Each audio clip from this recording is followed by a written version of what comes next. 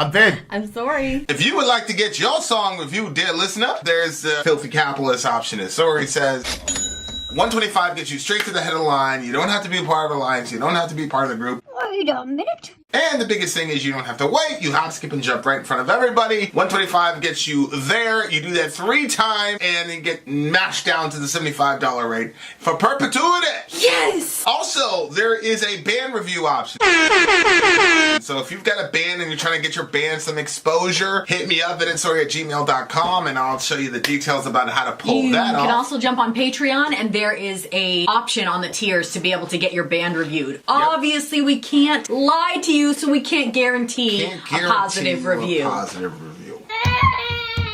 Get what you get. It's just rubbish. Rubbish. Rubbish. That's British for garbage. My favorite is the community option. $1 at the gate gets you in at Patreon. You get to join an alliance. The alliance joins their points together, and that helps determine what songs that we do. The alliances hang out on Discord. Message me on Patreon to get the link. And they do all kinds of other cool things. They do Minecraft, Dungeons and Dragons. Yeah. It's really a community within the community. Anybody can go in the village, facebook.com/VinandSory. There's 160,000+ people on the channel. What's cool about the Discord is that it offers a real opportunity for community connection, friendship, that type of thing. And it's on Discord, so if you're not a Facebook person, it's for you. You start off at $1. Right. Plus you get exclusives. Sory and I are working on a song. So the first 15 seconds of that was on Patreon. Also, at $15 tier and above, when we actually debut the video, they're going to be there live with us. There you are, dear listener. Buy merch.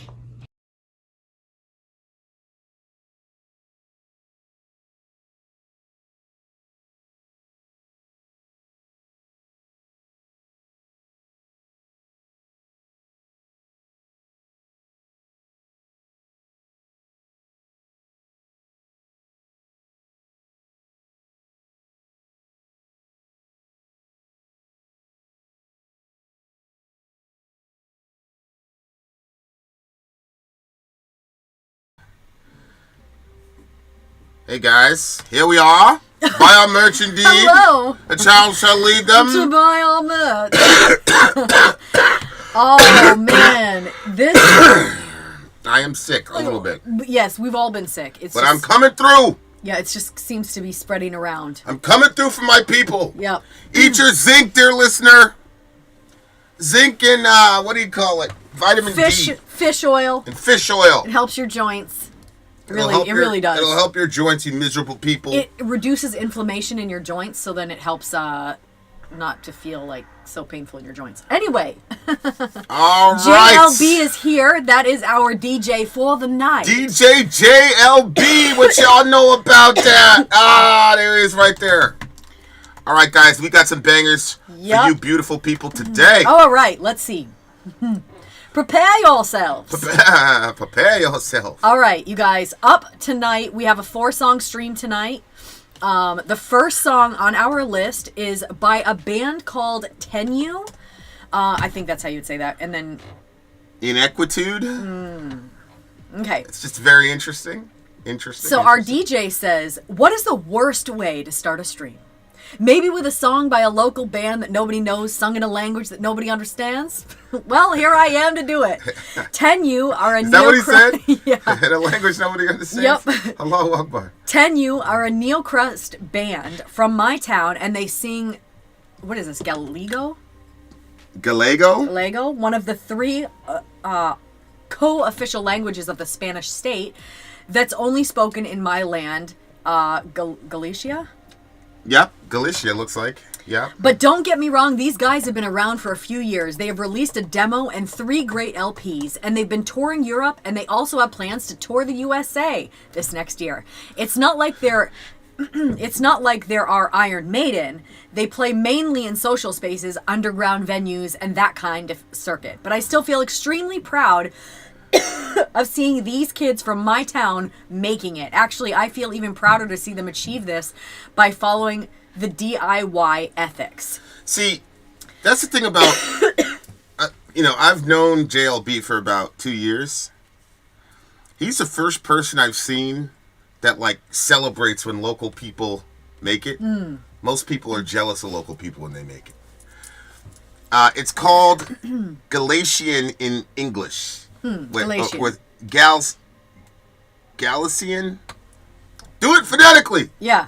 At first, I had chosen a song from their first record, and a bassist, 2018, to introduce them to the village, because it represents better their essence for me than than the later stuff. But in this last moment, I decided to show you better where they're at right now because they've evolved a lot and their music has become really fucking good.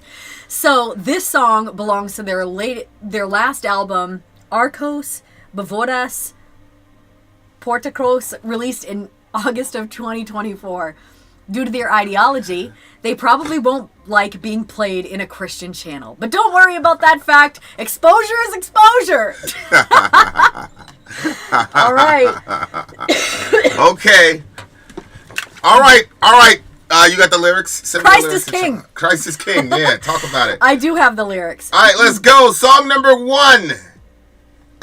Tenue-Inquietude, it looks like. All right, guys, here we go. Let's do it right now. Go.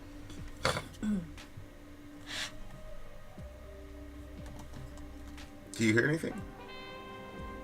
Sounds like just background music right now. Whoa, a saxophone.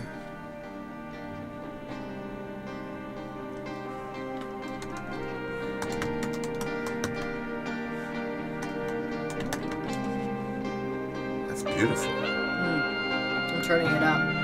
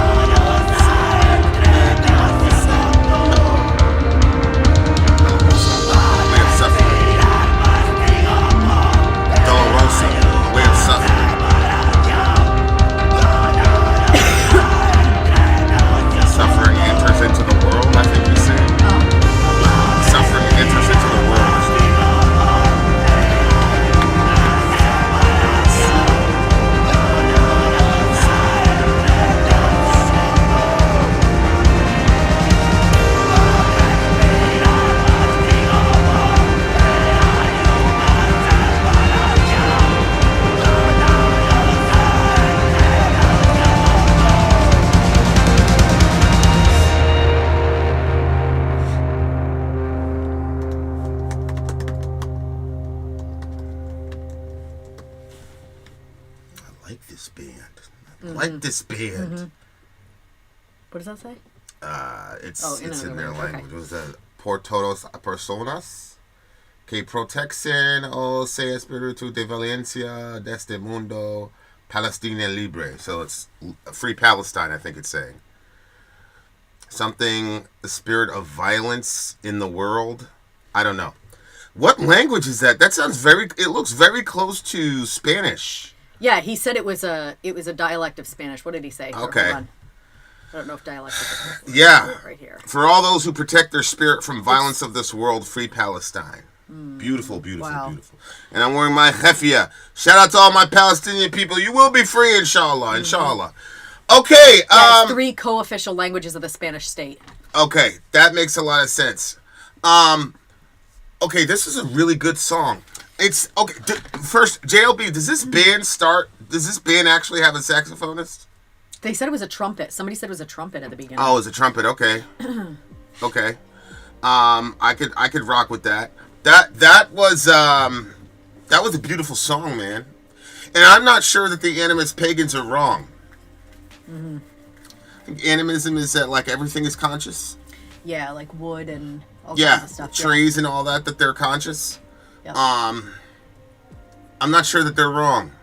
And it's funny because I was looking at one of my old videos and I was talking about how rocks and trees. It was yesterday. I was like, oh, you guys think rocks can think? Now I'm like, well, I'm not sure that they don't. You see what I'm saying? Whether it's panpsychism or conscious agents theory like Hoffman, like there are real, like scientifically PhD type people who are saying that not only that this is possible, but they've got mathematical equations that demonstrate that these things are conscious. Yeah, that consciousness is ubiquitous throughout the universe. So, especially if you start with the presupposition that consciousness preceded matter, which we believe. We believe consciousness preceded matter. So, it's not impossible. It's really interesting, like all the old school religions that modern people were like, that's stupid.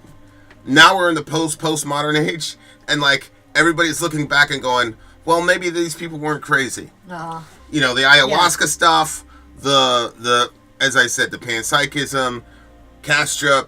You know, there are a lot of really super intelligent people who are looking at all these concepts and going, oh, that's why our forefathers believed XYZ. It's really fascinating to see. Really fascinating to see. Holy moly. I remember when we were in school learning about like how atoms are in everything and like watching, like, do you remember them showing us like how the atoms are always moving and bouncing off each other? Yes. And I remember thinking because they called it dead matter. I think I remember them calling it dead matter, like stuff that's not alive. So then a rock would be like dead matter. But at the same time, the atoms were moving so aggressively inside of dead matter. I was like, I don't understand that. But yeah, I don't know enough about the topic. But I just remember being... The next Nobel Prize winner, at least according to Kurt Jaimungal, is his big thing is that the cells in your body are conscious. And he's done a couple experiments where it appears that our cells are like, nope, that's not it. We're going this way. You know, we say things like, oh, here's a blood clotting mechanism, blah, blah, blah. How does the body know to do that? Like, it's really fascinating stuff. So, shout out to all my pagans everywhere. It looks like you guys had a beat on something that we're just now catching up to. So, shout out to y'all. I do think it's interesting how, like, moods feel like you can feel it throughout your whole body. So if you're like, you know, like sometimes people will be like, I don't know, like I was in a bad mood and I could have switched it off, but I didn't. I just kept going with it because I was already there. Yeah. And like how like joy can be felt like more like throughout you, but at the same time so can misery. And so like the whole like if you're stuck on negativity and you keep thinking negative thoughts and saying negative thoughts and never getting, you know, never grasping for some positivity and looking for something that's more, you see what I'm saying? Oh, yeah. Like almost like well, why do my arms and legs feel so miserable if it's an attitude of just my heart? But like we are all interconnected. Like you feel the effects throughout your body. I have the English translation here, so I'm going to be reading the lyrics. The horn at the beginning was mint. Mm-hmm. Until I like that. I think it was Archero. What do you Until mean? I ran into Archero, I would have never thought that. Oh, yeah. Yeah.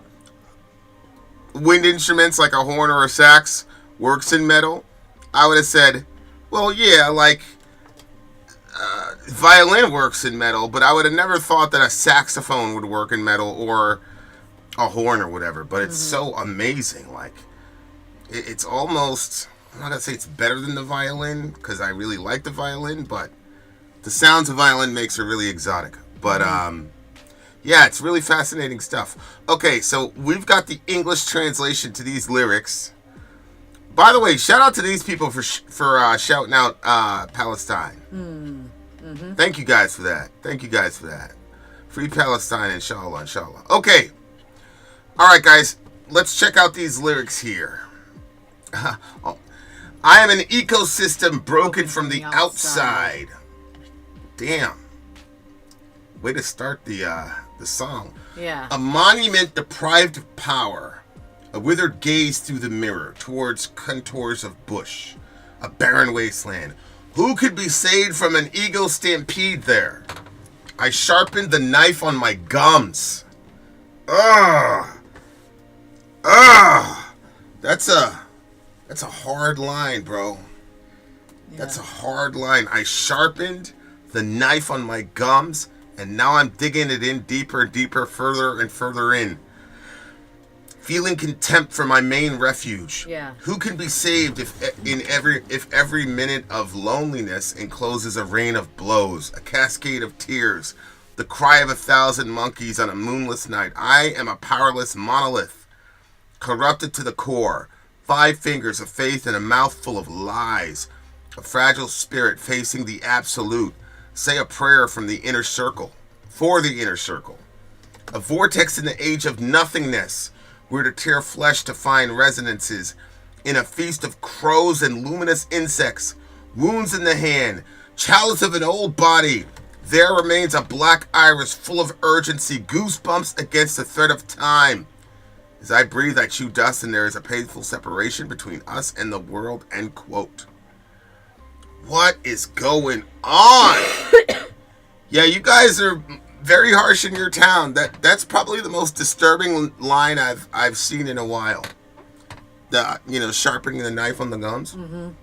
Because I get radical tooth pain sometimes, man. I can just imagine doing that. That's the next time I go through one of those situations, I want to be thinking about that picture. It's not going to be enjoyable. Thank you very much for this, you terrible band. All right. So what are you thinking? First of all, everybody knows that Vin loves tremolo. So, shout out to this band for some. Did he say they were a black metal band? He said they were sludge. What did they say they were? I don't know. Let me look. Amir Mahmoud, check out Mute Ocean and White Ward if you like BM and saxophone. I will do that. Yeah, Ibn Mahmoud. Okay. Didn't he say that they were a sludge? They're a sludge band or something like that? They're a neo-crust band. Okay, there it is. They're a neo-crust band. Okay, I felt like I heard some post-punk or like post-metal. I forgot what it's post-something. But that's my favorite setting on the guitar. Yeah. Post-punk. I think was the name of it. Post-punk. Yeah, I thought that the song had like that desperate sound to it, like visually, 100%. Like we were watching him like kind of going around where he lives in the mirror, and like at the beginning when I think he was just like stroking his beard or something, and it was just like, it seems so contemplative. And I do think like the older that we get, we contemplate things differently. And you almost have phases of your life that you can, like chunks of your life that you can look at and compare things to and learn from, where when you're young, like that's all you know. Yeah. But I thought when he said, there was a couple of things that kind of stood out to me. One was when he said, I'm an ecosystem broken from the outside. I thought that was interesting because an ecosystem, like, it's a world within a world, just kind of contained within itself. And he's saying, I would have been good, but something from the outside broke that and changed things for him. But I thought that part, him saying that, but then further down, he said, I am a powerless monolith, corrupted to the core. 5 fingers, a punch, and a mouthful of lies. So he's, on the one hand, saying that his ecosystem was messed up from something on the outside. And then further on down the song, he's letting us know that he's corrupted down to the deep parts of himself. Yeah.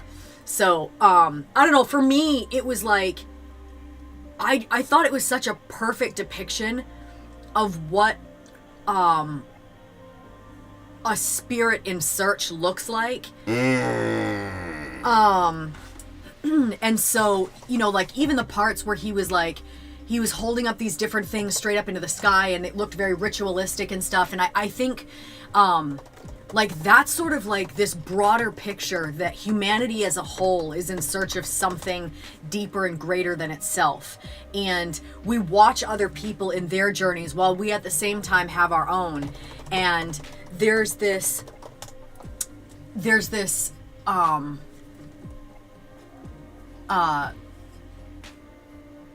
I guess, like, I used to judge hardcore other people's spirituality, like, if it didn't look a certain way, then it was wrong, and then I was like, you know, but now I'm watching, and people can be on a journey, and people are searching for things, and, like, you can tell, like, somebody who's deeply spiritual is going to participate in, like, these different rituals or doing different things because he's trying to deepen his spirituality, while at the same time, he's sort of coming up to this place where he's saying, yeah, but at the end of the day, he's still deeply lonely, he's corrupted to his core, he's, you know what I mean? So for me, that, like, this is what's supposed to happen to our spirit. We're supposed to come to this place of, like, he said, who can be saved from an ego stampede there? Yeah, that was the big line for me.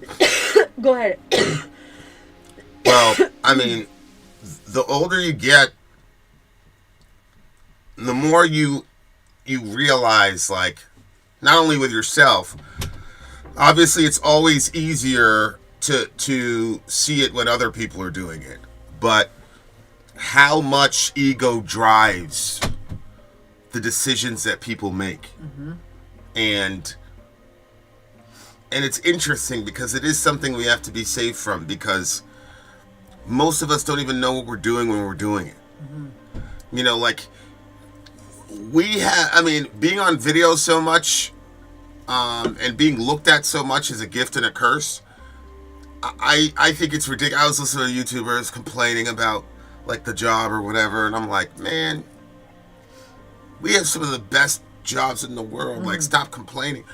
But it really does it really does check the ego, because, you know, you put yourself out there, and then people start talking shit. They say you're dumb, blah blah blah blah, and, like, a lot of times it becomes like a shell shock for people. Like, I can't believe people are treating me like this. Mm-hmm.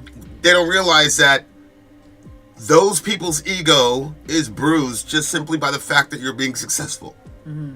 And so, like, ego truly is something that we have to be saved from. But ego also, in like, people talk about in DMT where you experience ego death. Mm-hmm.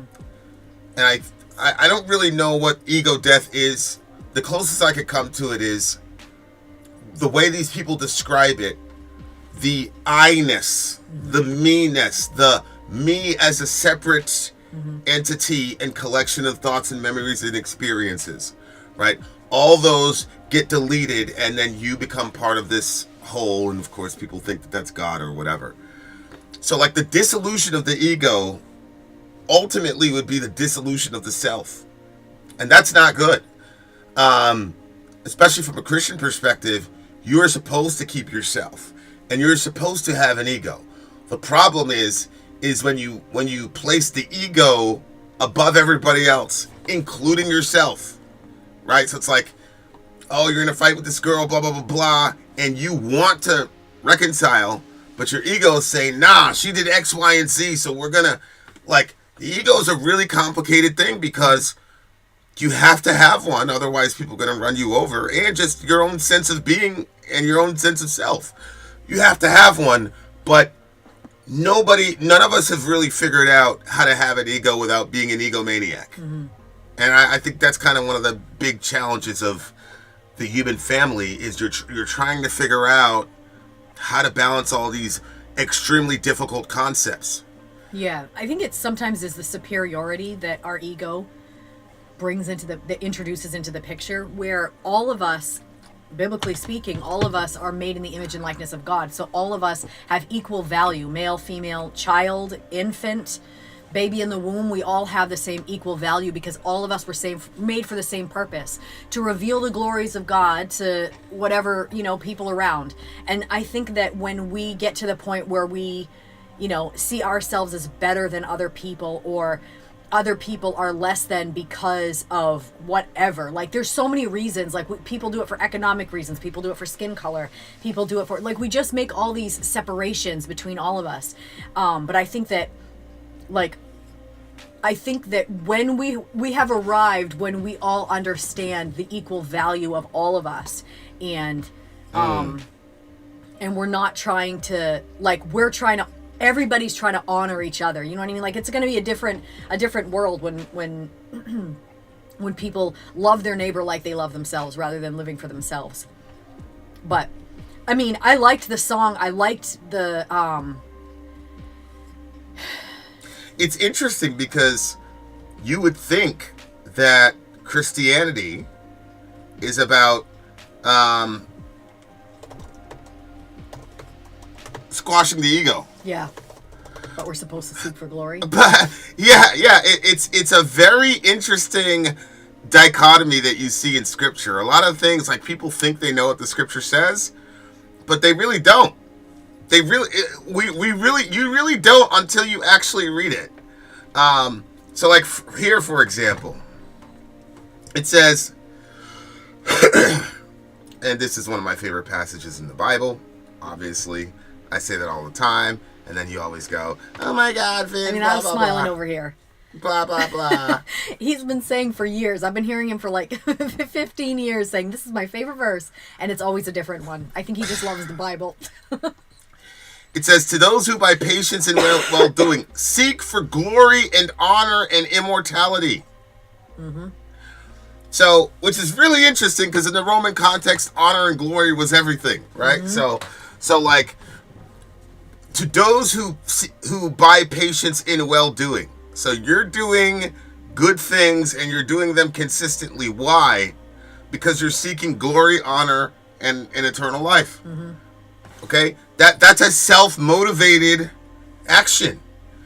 And, oh no! No! Tell her put the AC back on. Okay, we're back. That's a self-motivated action. That's self-motivation. That's not like, hey, I'm gonna do this thing for everybody else, blah blah blah. I don't think about myself. The Bible actually incentivizes you to go after, seek your own glory and to seek your own honor. And then it says, if you don't do that, God will punish you. Mm. So it's a fascinating idea. It's like, is there a way to seek for my glory and to seek for my honor without being an egomaniac? Obviously, as a Christian, we have to say yes because we're being incentivized that way. Mm-hmm. So I just think that's really fascinating of, like, being an image bearer of God. Every human being should be walking around with their head held high. Like, I represent the most powerful being, the original being. I represent him. He chose me to be a represent. That's the entire human family. And I really think it's fascinating how that kind of heritage has been stripped from us in the modern world. Mm-hmm. Because we went from telling people that they were representatives of God on the earth to saying that they're animals. Mm-hmm. And so it's like, but then at the same time, if you were in a store and you heard a mom say to their kid, you're just an animal, you're just a beast, mm-hmm. like, everybody would say that's abusive. Mm-hmm. But it's like, wait a second, I thought that's what we all believed, though. Mm-hmm. I think we all believe that we're something more than that. That's what I think. I think we believe that we're something more than animal. I'm not saying that there's nothing animalistic about the human nature. I'm just saying that to make that the sum total of all that a human being is, I think is just crazy. Like, there are no animals that can paint the Mona Lisa, and they will never be able to paint the Mona Lisa. It's just never going to happen. Google just came up with this chip. I think it's called Willow. And the computing capabilities of that thing are insane. They did a drill one time, and it was like it was data crunching, and basically with the highest, Mac computer, it would take like 10 weeks or something like that. If it was just working 24/7, this chip got it done in 5 minutes. So people are now going crazy, and they're saying, whoa, like, this is tapping into the multiverse, blah, blah, blah.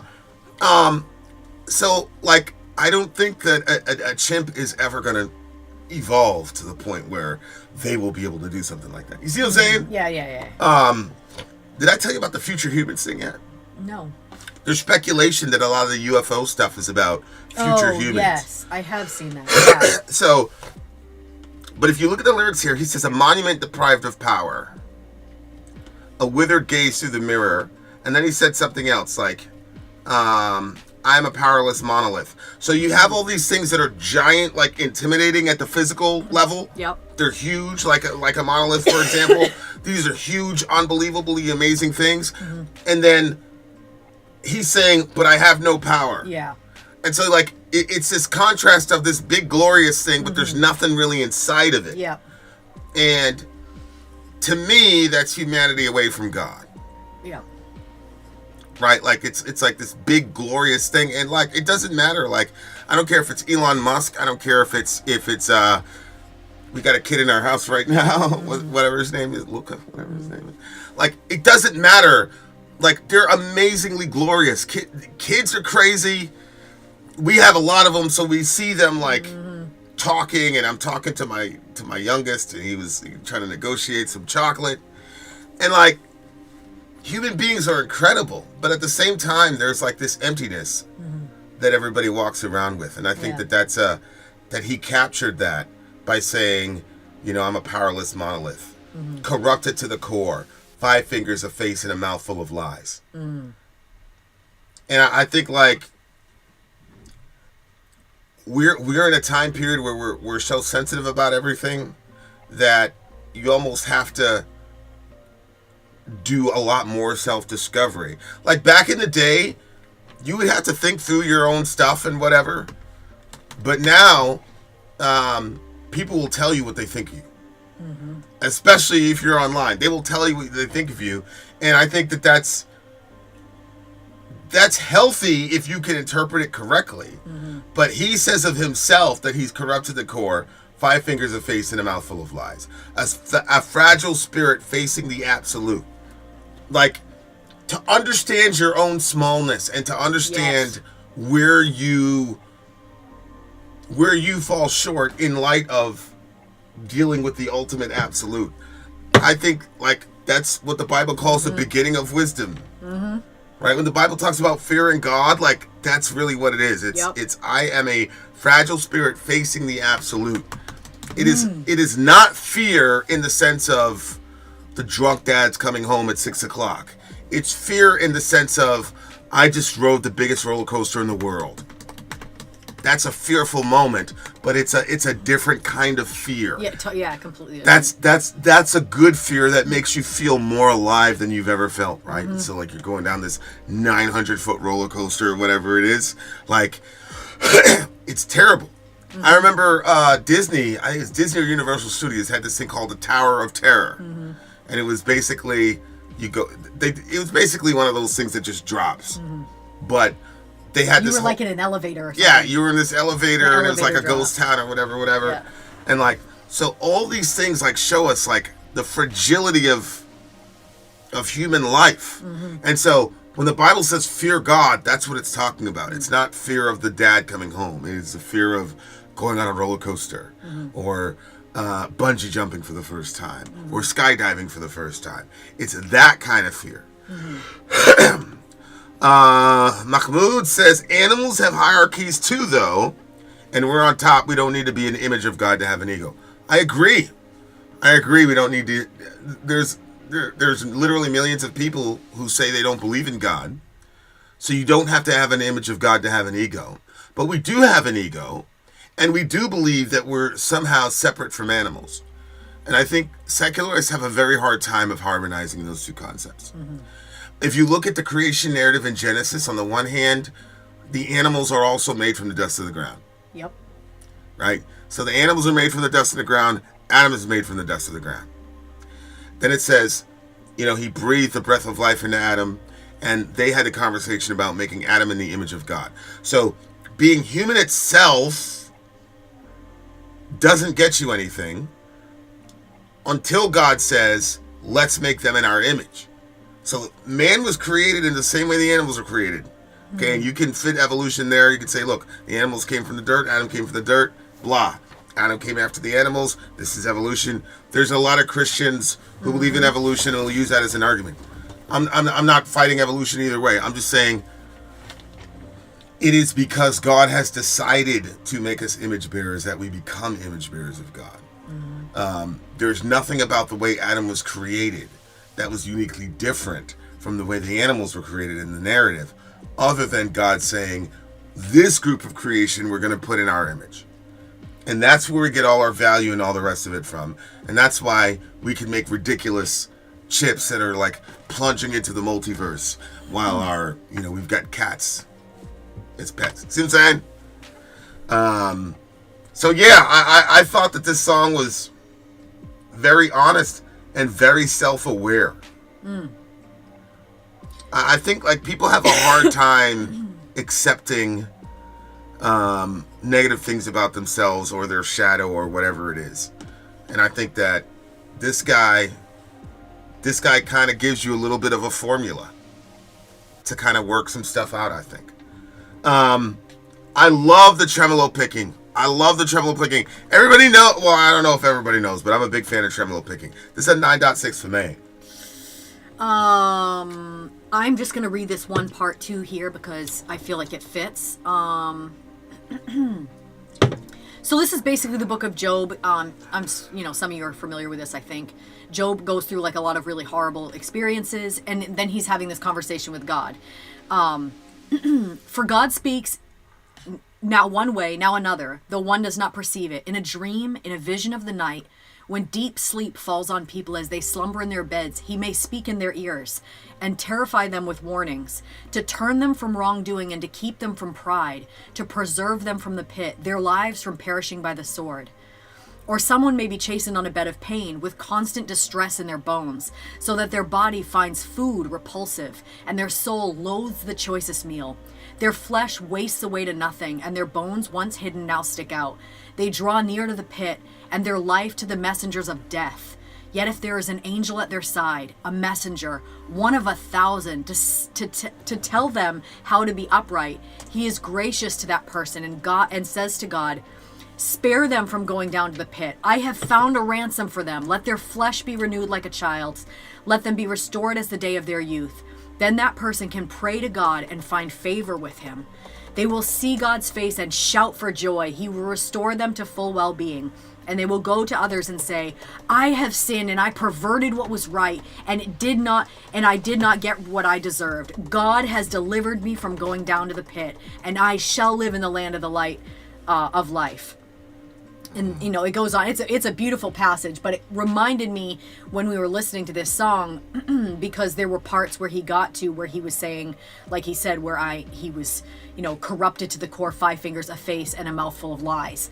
And that's where it gets to. But God speaks to people in those situations when we can recognize and we acknowledge, okay, to my core, I'm a shitty person. To my core, I'm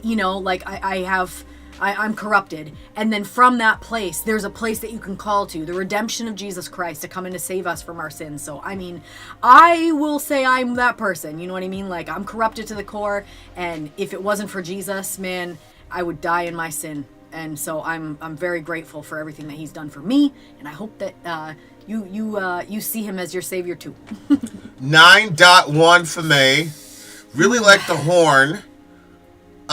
Would have liked, there was that end section at the end where it was a little contemplative. I would have loved to like peace out with a little bit of the horn too there. That would have been, agree, that I would have agree. been badass. That would I have agree. bumped it up to a 0.5. I agree. I'm gonna give it a solid 9. It's a 9.1. Hey, Hunter Solid 9. Lewis. Good to see you, buddy. Hello.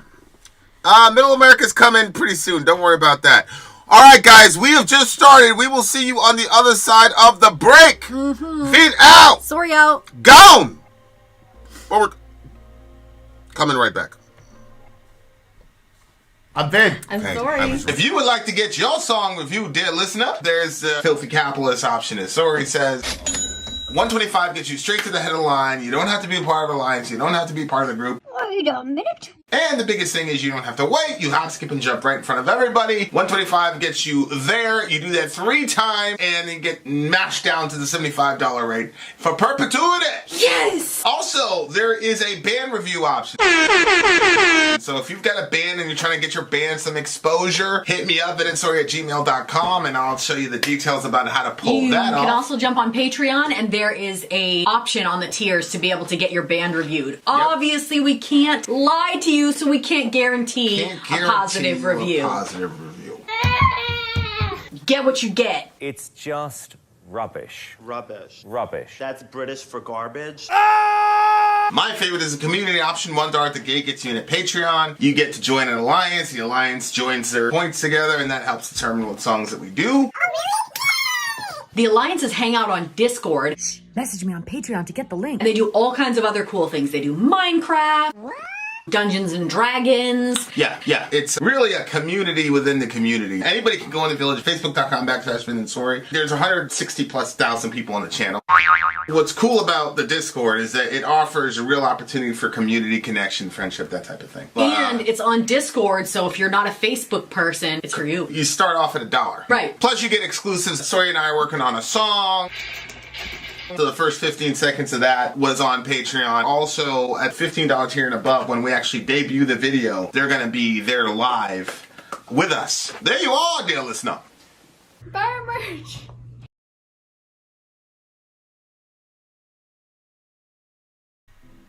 Buy our merch, indeed, and y'all shall lead them. To buy our merch. Yes, dear listener, yes, dear listener, yes, dear listener. DJ JLB is up today. Dead Kennedys-Chickenshit Conformist. Whoa. What's the Dead Kennedys-Chickenshit Conformist. Yep. That's definitely a punk band. Yeah, they're definitely punk. 5234. 5234. Okay. Our DJ says Dead Kennedys are my favorite hardcore punk band from the USA.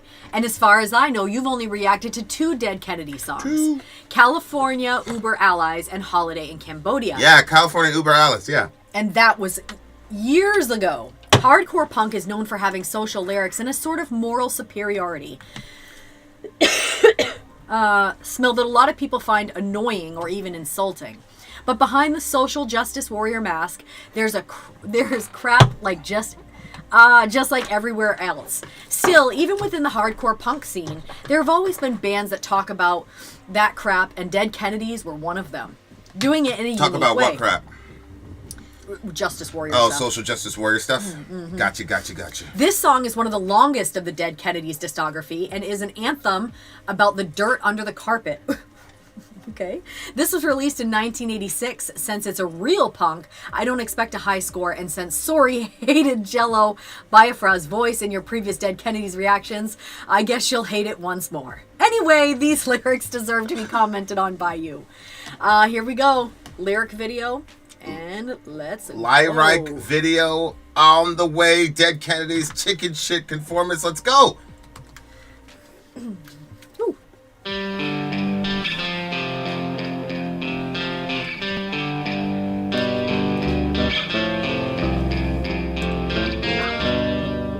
Punk's not dead, it just deserves to die when it becomes another stale cartoon. A closed-minded, self-centered social club. Ideas don't matter, it's who you know. If the music's got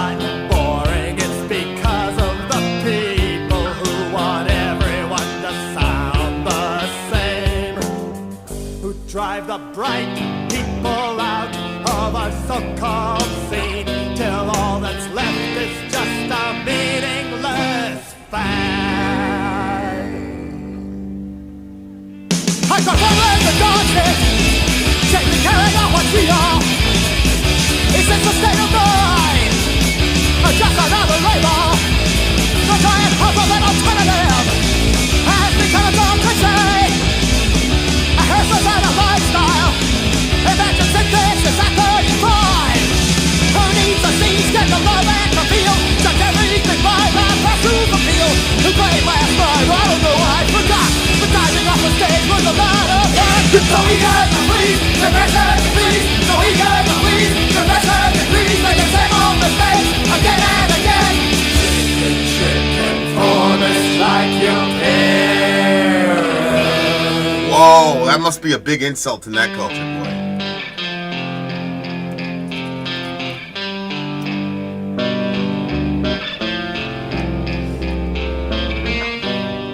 What's ripped us apart even more than drugs are the thieves and the goddamn liars.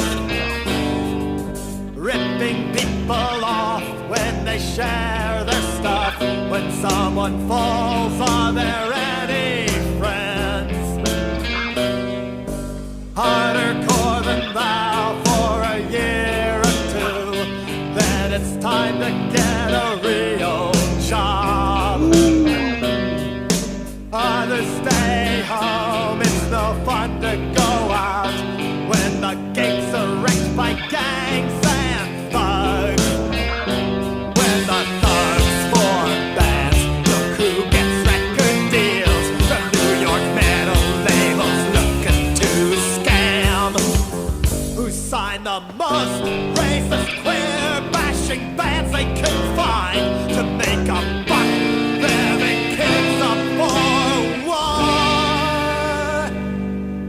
What all I know, only it's not the gang approval.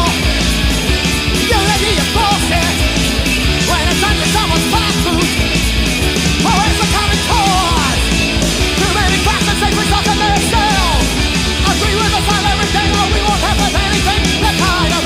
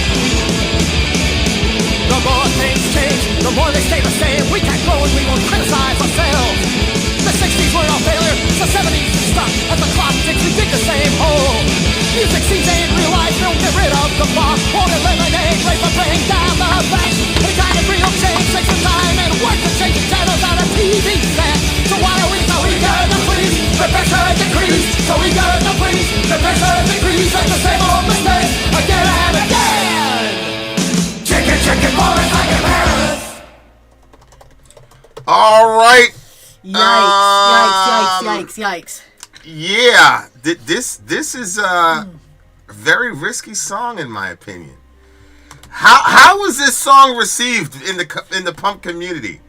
Because this is a real, this is a big giant call out, man. You see what I'm saying? Like, this was a really big call out on the culture. So I wonder if this, I wonder how this was received in the community, because I mean he was saying, I don't know a lot about punk, but I do know like conformity is big time negative over there. Yeah, like it's the worst thing in the world. Yeah. And normally your parents were kind of like the archetype for you of conformity. Mm-hmm. So to say that you're just like your parents, I think is another like really like those are fighting words, I think. You know what I'm saying? Mm-hmm. Like, yeah. And some of this is like psychological, like where you have different degrees of separation and attachment between children and adults. So, you know, when the kid's a baby and then they go through the attachment period, they want to be around mom, they follow you around all the time, and then they become teenagers, and then teenagers are a weird kind of period because you now have adolescence where you want to be independent, but you don't have the life skills yet to be independent. And so that creates that conflict between you and your parents. Because your parents are saying, here's the rules, you have to follow them in order to live in peace here. Mm-hmm. And the kid is saying, yeah, but I have different ideas and shit now. Mm-hmm. And the parent says, well, that's fine, but you can have the different ideas outside. Mm-hmm. And so your parents become public enemy number one, because on the one hand, you're still dependent on them. But on the other hand, you're about to be an adult. And so you have your own thoughts, you have your own opinions. Mm-hmm. And, you know, depending on how the parents relate to authority and things like that, it can go good or bad. But what were you thinking? Well, I mean, at the beginning when he said, punk's not dead, it just deserves to die, when it becomes another stale cartoon, I think, from what I understand, punk is a style of music that was used, I don't know a lot about punk, but it seems like it was used to criticize problems. And it doesn't look like it's trying to coddle anybody in having any sort of bad feelings. Like, it seems like you just have to, this is what it is. It feels like it's like that, like this sort of scene. And so at the beginning, it seems like he's saying, punk's not dead, it just deserves to die. As in, I was wondering if he's talking about the style of music changing from, not being so, not criticizing the culture necessarily.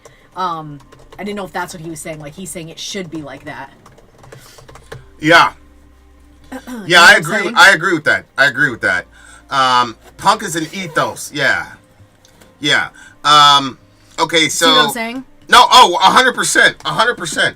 I think that, River and Matt are going back and forth about it. I think I wish we should have had River up here. The elitists, the ones trying to, control the scene. It's an art movement, and those folks fucked it up. Yeah, I just think that this is something I noticed when I first got into metal, I was in the Bronx, New York, and I was the only one. Mm-hmm. I was walking around with Marilyn Manson symbols on my backpack.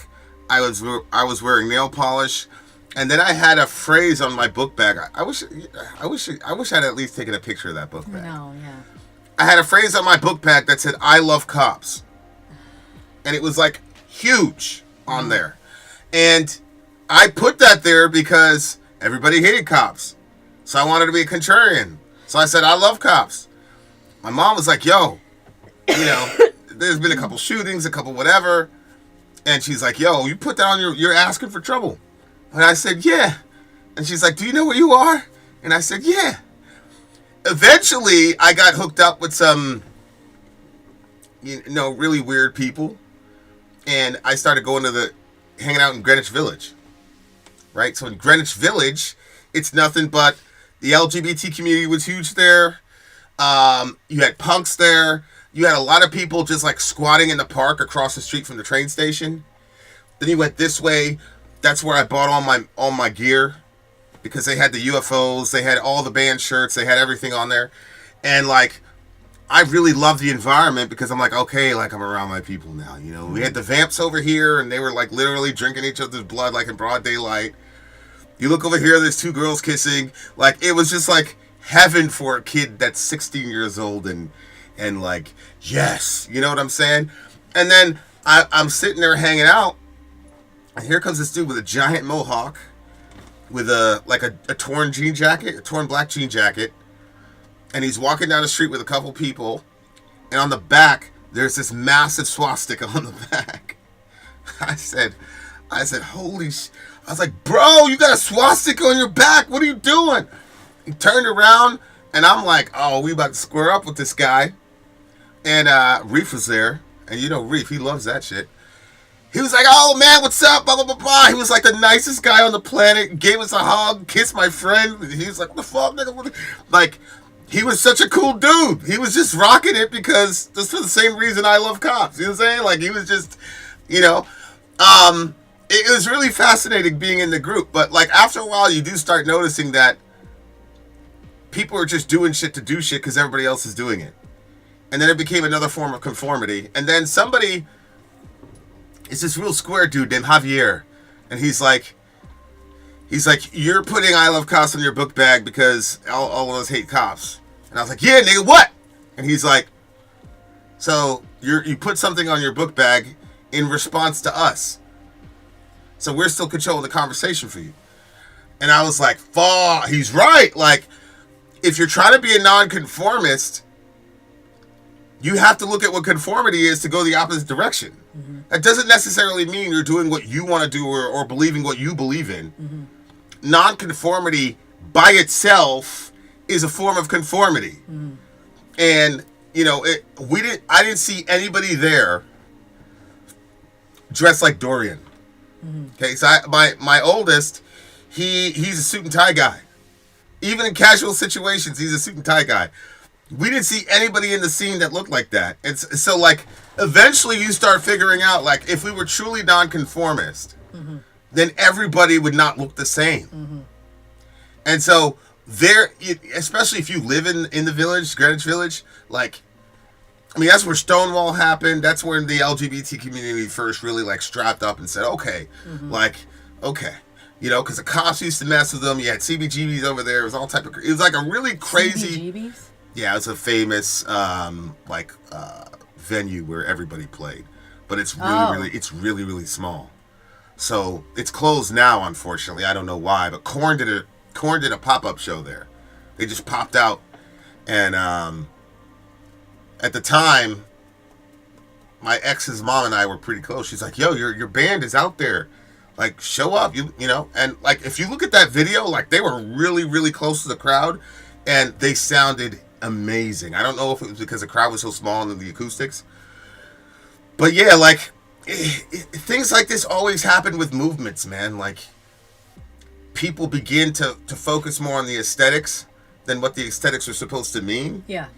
And yeah, I mean, it's you see the similar thing with crosses. Like, people will wear a cross and it has become more of an add-on to an outfit, or, you know, an artistic sort of thing, rather than like the deep meaning of what the cross means and all of that entails. But yeah, so it happens in all circles, you know. Yeah, it does. Like, I mean, I was surprised the first time we went up to one of those shows, and like, because I only saw people within like the metal community type attire very few times in my life. I would see, like, you know, here's one over there. So they definitely seemed like non-conformists. But then when we went to the show, I was like, wait a minute. Everybody's the same here. Yeah. This is crazy. Yeah. And it was like a weird moment, because I was like, I wonder if they all recognize this moment, like what's happening here. Like, for an outsider, I'm looking in and I'm like, y'all look the same here. Like, this is... There's a lot of black. There's a lot of green accenting, like, at that particular show. It was just interesting. Yeah, and then it's like, well, what is the ultimate value in being a nonconformist? Like, what do you get out of it? I think it's individuality. Like, people want to. What do you think? Well, the conclusion I came to was, I'm just going to be myself. Because if I'm going to be myself, then I'm not taking my cues from anybody. And so for a while, I felt good about that. But then it was like, I was listening to this thing or whatever, and it's like, well, you think you like what you like because you like it? You were conditioned to like it. I was like, what the hell is this guy talking about? And then he started, even like food, the language you use. You didn't choose what language you speak. Well, that has real implications. For example, there's about 5 or 6 different versions of love in Koine Greek.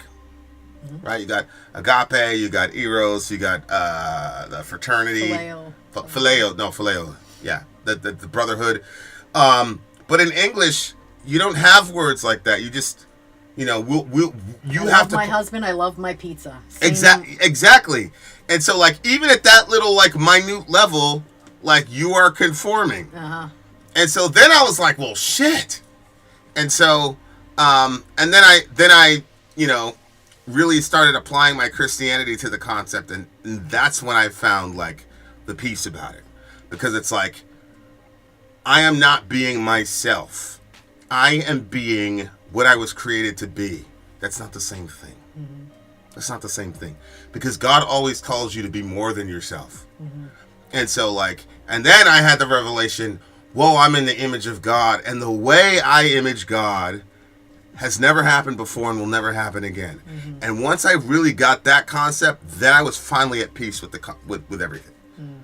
Because there is where I got my uniqueness from. There's where I got my necessity. I am necessary to be here because if I'm not here, then people are going to miss an aspect of God because I'm not here. Right. And then you start to really value other human beings. And so you go, well, shit, if that's true of me, that's true of him. I want to hear what he has to say. You see what I'm saying? And so, like, probably the biggest example of that would be probably recently in my life where we skew very high on autism and trans people in our community. And that's been a real challenge to harmonize my own belief system with their belief systems, with the Bible, with what the church culture is saying. There are like so many moving parts around that. But that's where I finally landed in a peaceful spot where I was like, I do not have to attempt to be a nonconformist. And then you ask yourself, like, why does anybody want to be a nonconformist in the first place? And to me, it's about, I want something about me that's unique. I want something about me that makes me necessary. If everybody's exactly the same, then why am I necessary? You already have the robot over there or whatever. And so I don't think that nonconformity for nonconformity's sake is really the goal. I think the goal is what makes me unique and necessary on the planet. And so I'm going to use all these aesthetic, signatures to indicate that I'm removed from common society. And you are. That's true. But then when you get around like-minded people, you then become the society where my son's way of dress and his attitude becomes the norm. And so that was really interesting. The other thing that was interesting was he talked about, you guys end up being giant racists or something like that. He said something about they were gay bashing too, which I thought was weird. I would have never in a million years thought that punks would be gay bashing anybody. So I thought that was crazy.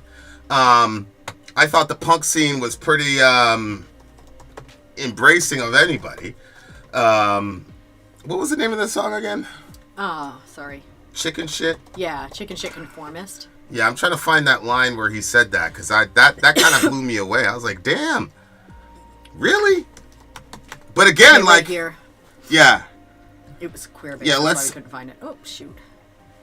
Yeah, let's find right there. When the thugs from the bands look who gets record deals from New York metal labels looking to scam, who signed the most racist queer bashing bands they can find to make a buck and revving kids up for war, right? So it's like, if society as a whole says racism is bad, then if you're a nonconformist, then you're gonna say a bunch of racist shit. Oh. See what I'm saying? Uh-huh.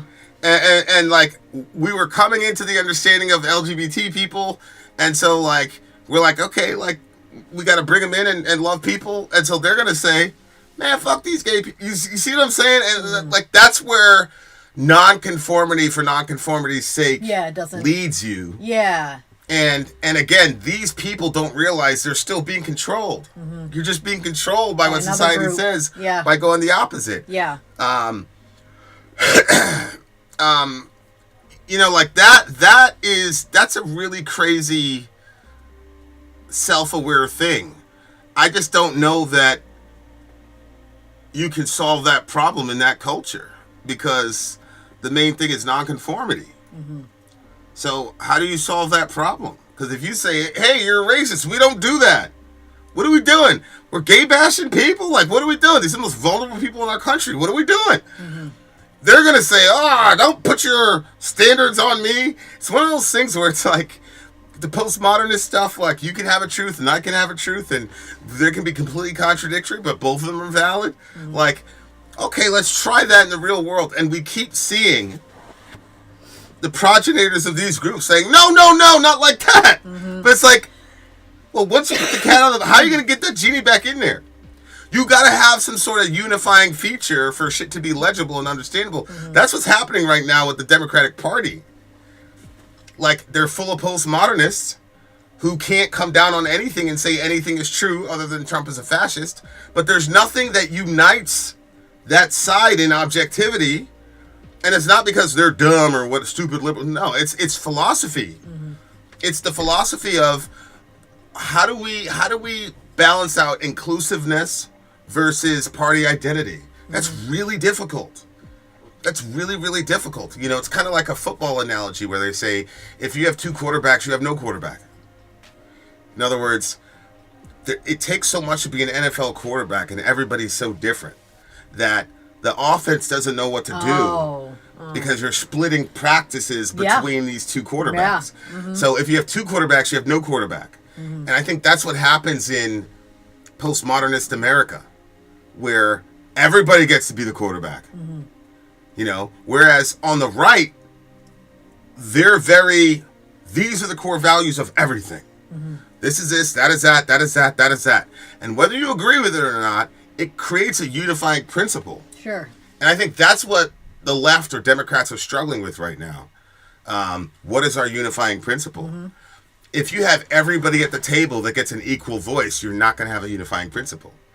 On the other hand, if you have a strong man and he is the ultimate voice, then you do have a unifying principle in a sense, but everybody's got to conform to that principle.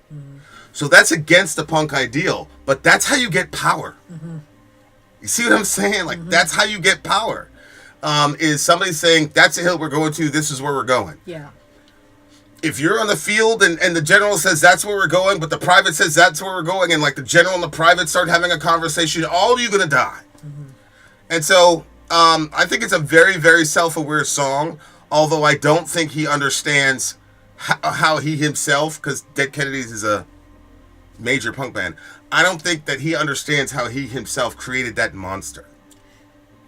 Because when he talks about non-conformity, he's like, well, of course we're not going to bash gay people. Of course we're not going to bash black people. What the fuck? No, this is about rebelling against our parents. See what I'm saying? But it's like, yeah, for you, bro. For you. Not for these people. Right. You know what I'm saying? And who are you to tell him what to do?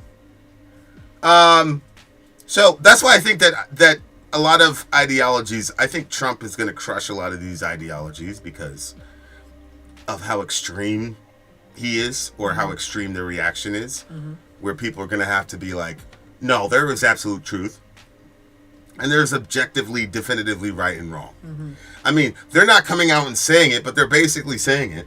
They're like, how could you vote for Trump? Right? So like there's a moral imperative on top of it. That's true, yeah. So, yeah, I just think that it's a really, really good song. I think the self-awareness is about at 50%. He understands how to critique the culture. I don't think he understands how his mentality contributed to it. See what I'm saying? But I don't blame him for that either. I think, you know, it's like when I talk to my secularist friends about morality. They're like, I mean, just be nice to people. Don't be a dick to people. Yeah. It's like, yeah, you have that. But your friend who knows there's no God and knows that morality is a fiction, he doesn't think that way. And he would say that you're imposing your ideology on him if you disagree with what he's saying, whether it's queer bashing, racism, all types of weirdo shit. So I think we're getting away from the age of postmodernism, and I think people are going to jump on definitive teams that have clearly laid out structures and things of that nature, and they'll conform to it. And I think the minute that the left does something where they actually conform, I think they're going to have real influence in the country.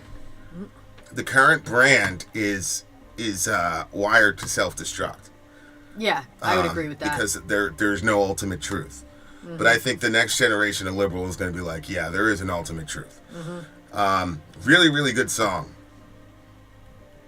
Yeah, I agree. I think that the topic itself is interesting when you can, consider all the things that you were pointing out about it. You're right, JLB. I'm not really a fan of the vocal style. Really? Mm-mm. Okay, go ahead. I did think it was interesting when he was talking. He did say something like how everything sounds the same or something like that, but he was obviously not doing that when he was doing it. Not sounding like every other song out there. I'm giving this one a solid 7.2. This is a 9.3 for me. I would have given it a 9.8 if he would have turned the knife around on himself. That would have been huge. But yeah, really, really good song. Damn. Challenging too, I think. I really think it's a very challenging ideology to have to deal with. Especially... You still there, guys? Yeah.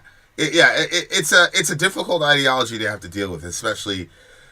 I don't know if these guys invented punk, right? But they're on the... I think they would be... I think...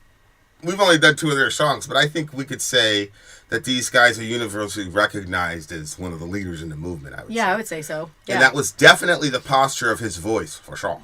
For sure. Trump is going to divide America even more. Again, but I get you want to have hope. Yeah, I'm not sure that that's necessarily true. I think a lot of the division actually gets spurred on by the media, and not because they hate Trump, but because we're in a capitalist environment. And hate and discontent and fear-mongering is going to get you clicks. And as we see, the mainstream media is in a lot of trouble right now. Like that Joy Reid person, like they're telling her to take a pay cut or they're going to fire her. Really? I mean, like it's going really bad for mainstream media right now. And I think a lot of it has to do with how they sensationalized everything for the last 6 to 8 years.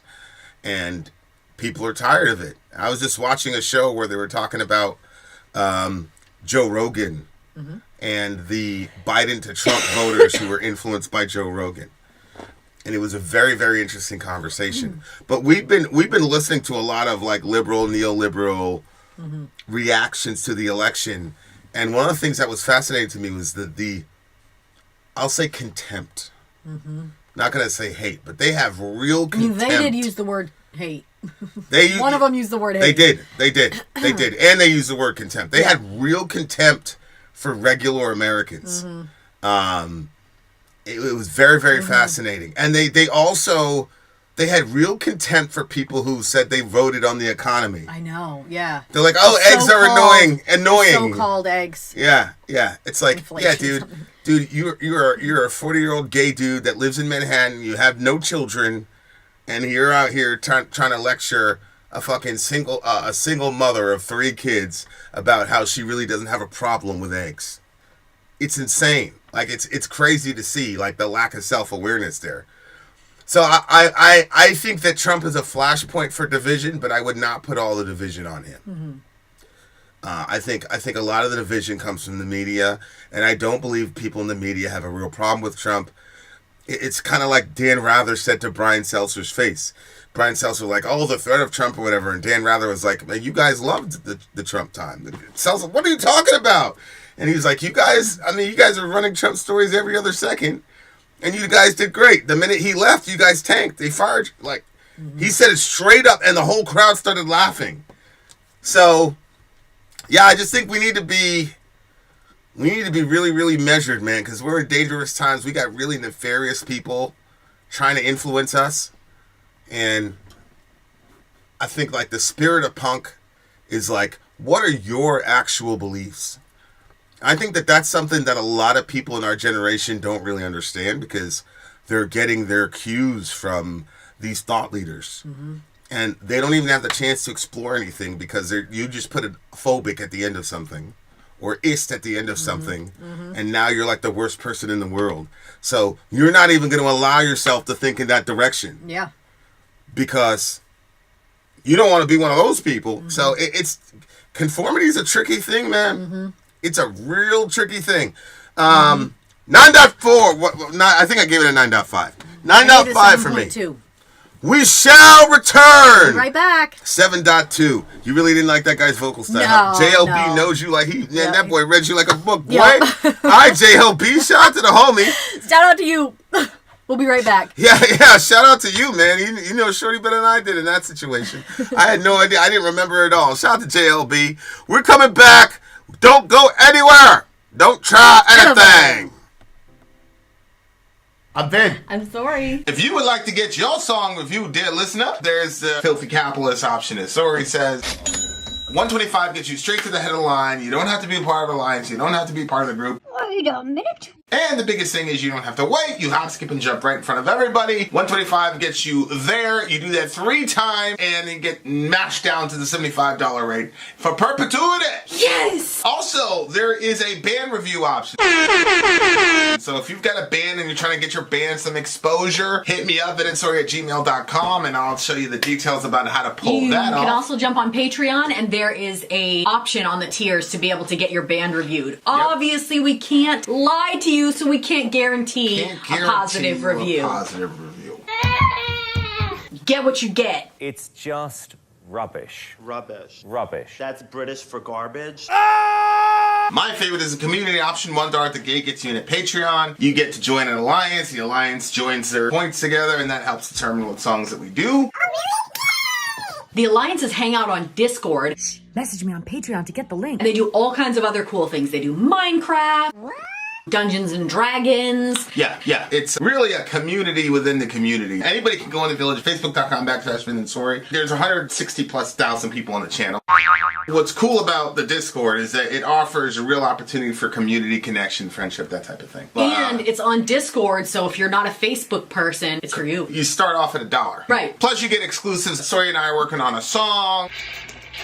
So the first 15 seconds of that was on Patreon. Also, at $15 tier and above, when we actually debut the video, they're going to be there live with us. There you are, dear listener. Buy merch.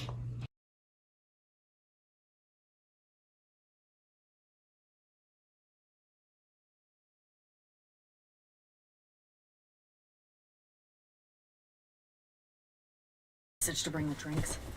Buy our merch, indeed, a child shall lead them. To buy our merch. Yes, dear listener, yes, dear listener, yes, dear listener. Man, shout out to our technical difficulties. My God. Yes, shout out. Look at that optical illusion.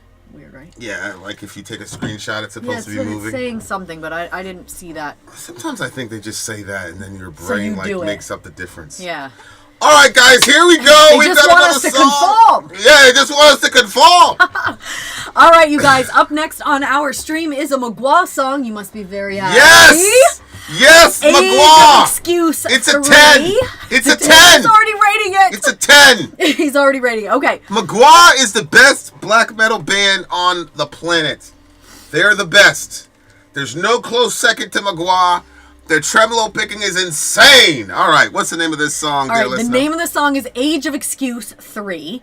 And let's hear what our DJ JLB has to say about it. Yeah, cool. That's cool. Shout out to my boy, Matthew Murray. 4 weeks sober. Yeah. Talk to him, brother minister. Good job. Talk to him, brother minister. Mm-hmm. That is great. Ridiculous. I muted it. Okay, I was gonna say. All right. right. Amir Mahmoud says Okay. indeed, so we need to start going. Garrett, read the description. He says there's a serious lack of Magua in this channel. Thank you. Sure, we all love listening to new bands, discovering new music, enjoying new sounds. But if Metallica, Iron Maiden, or The Warning are here again and again, why not Magua? Yes, talk They that have a shit, lot- brother minister. They have a lot of great songs, thank you. It's fair, he said. Here you are. Yes, Thank you. yes. They're about to release a new album in 2025. Ooh. But while we wait, let's listen to what they had to say in 2019, just before all of our horrible year of 2020. Is that what you said? No, or did that's you? what I that just, was your. that's just what the author. What do they call that when they added in? Okay, anyway, their Age of Excuse 3 is the angriest song on their latest LP, and it's probably the least Magua sounding song that they have. Oh no! Oh no! The last time I asked you to review a Magua song, I told you in the intro that it was a motivational song for me, and you focused your commentary on that. So this time I won't add anything else. I don't want you to be conditioned to hear the song through my ears and point of view. I want your real reaction. You just said it was their angriest one, though. All right, let's check it out. I believe this is an angry song. And Vinny's giving it a 10. Here All we right, go. you guys. Age of Excuse 3. Losers. Loser.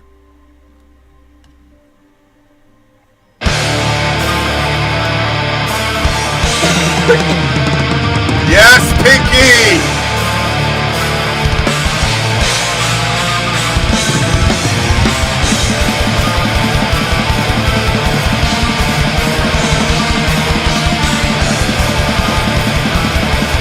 So woo! So woo!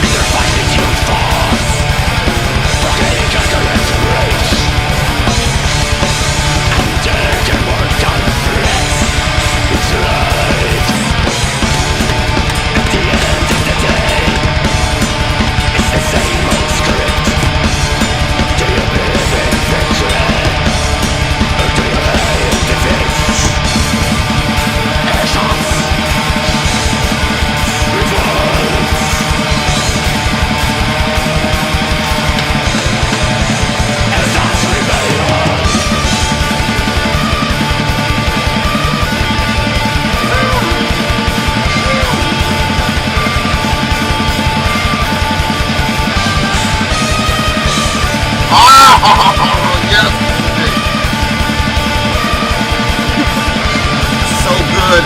So good. So good.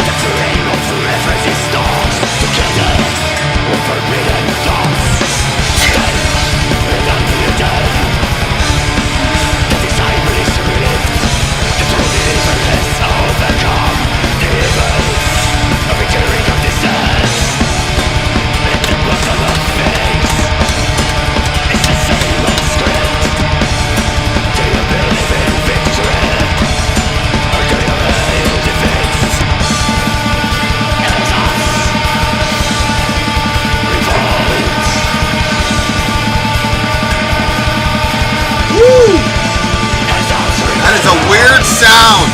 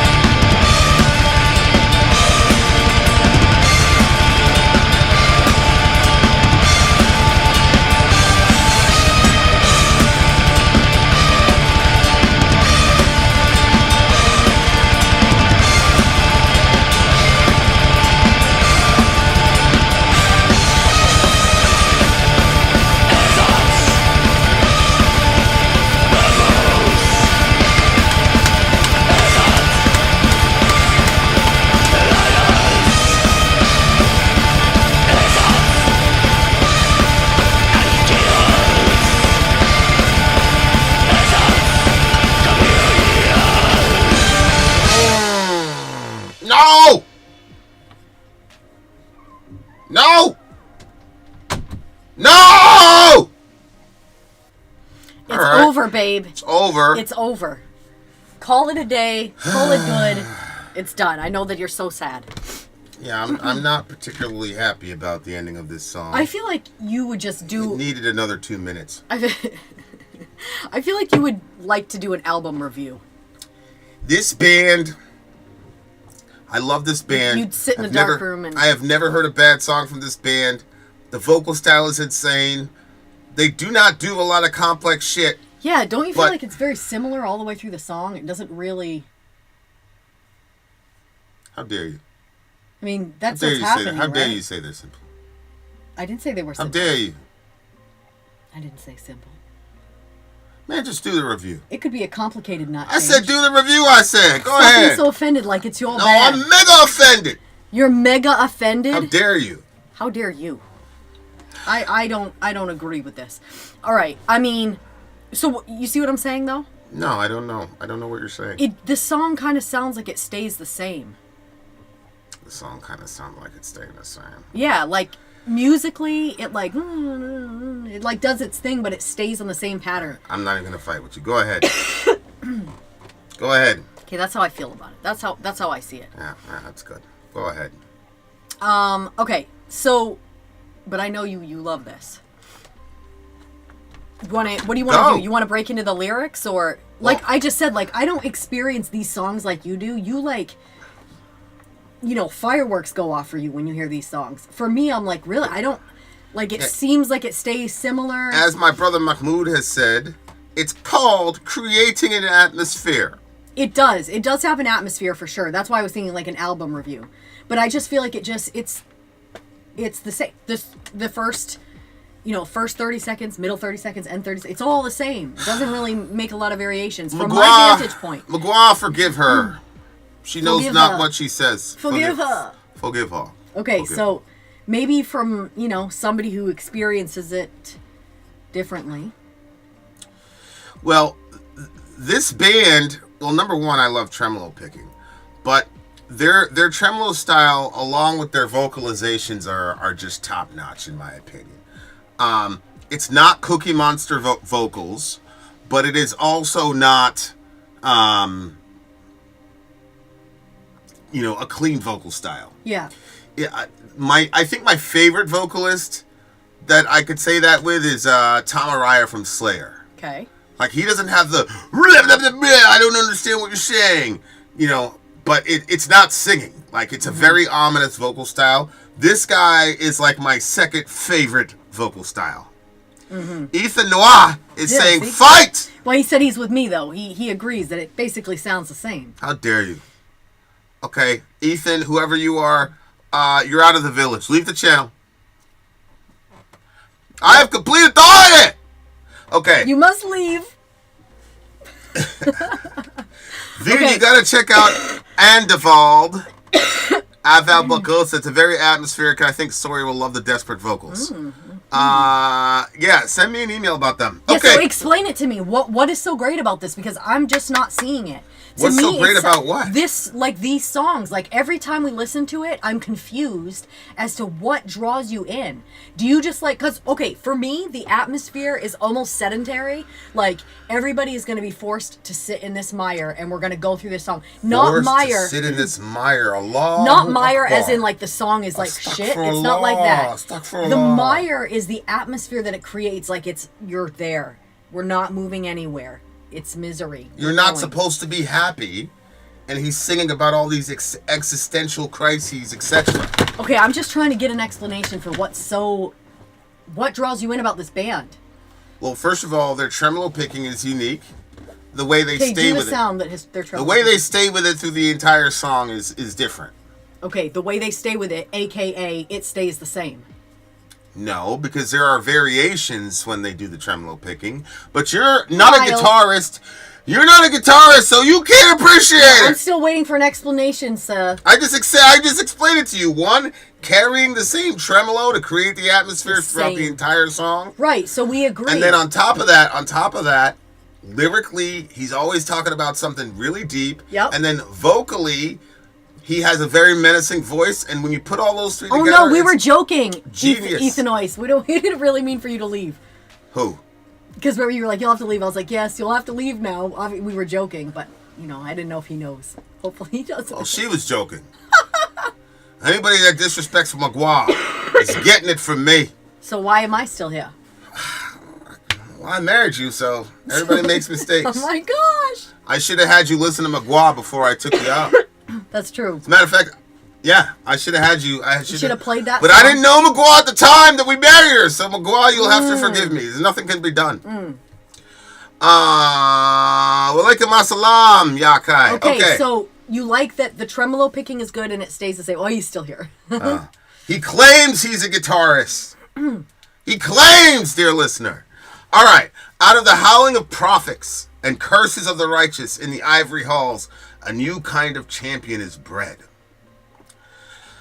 Herostrates for the modern day, high on a good conscience, and noblest. Apparently that guy burned down one of the 7 world wonders for notoriety and then they killed him for it.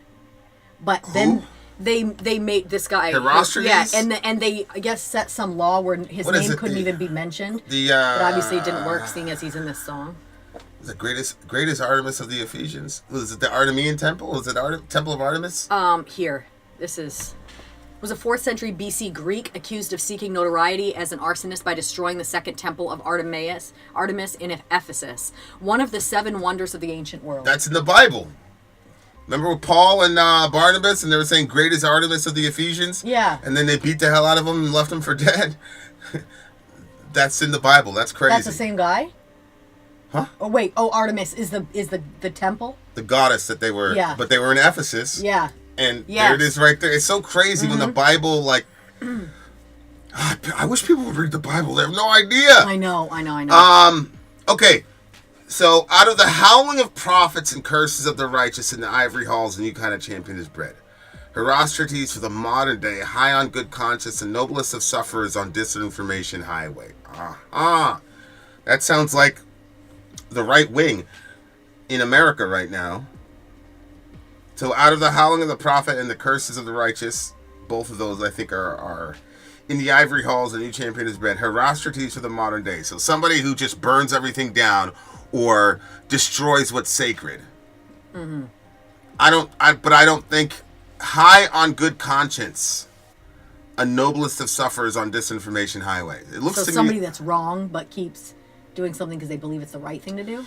yeah, which is really religious people, right? Mm-hmm. I mean, obviously he's talking about religious people because he talks about the prophets, the righteous. So, at the end of the day, it's the same old script. Do you believe in victory or do you hail defeat? Mm-hmm. That I liked that part. Do you believe in victory or do you hail defeat? Because there is like a lot of life that's almost Well, intentions make up a huge part of what we do and how successful or lack of success we have. And when he said, do you believe in victory or do you hail defeat? Like, I do kind of think that it's one or the other. Like, either you believe that you can win at something and you're going to be able to make it, and you've set yourself up to win, or some people are just like have that defeatist mentality and then they assume that they're never going to get anywhere and then they don't. We were watching this documentary that was talking about like runners and stuff, and how the fastest runner, there was a certain number that they could go at, and then somebody broke through that number. And apparently the way that human beings are is that we cannot break through a number until somebody does. And then once somebody does, then we break it a bunch. Oh, that's the 4-minute mile, right? Yeah, it was the run. Yeah, it was something like that. So it's this idea that, well, maybe we're held back. I'm not really sure what exactly they were saying. What I got from it was maybe we're held back by lines drawn in the sand that don't necessarily have to be there. So if you believe that you're defeated, or, you know, like you've been a loser all your life, you're going to stay a loser. You know what I mean? Like you're never, you know what I'm saying? Like that sort of mentality, and how that sort of dictates what's going to happen. It almost becomes a self-fulfilling prophecy.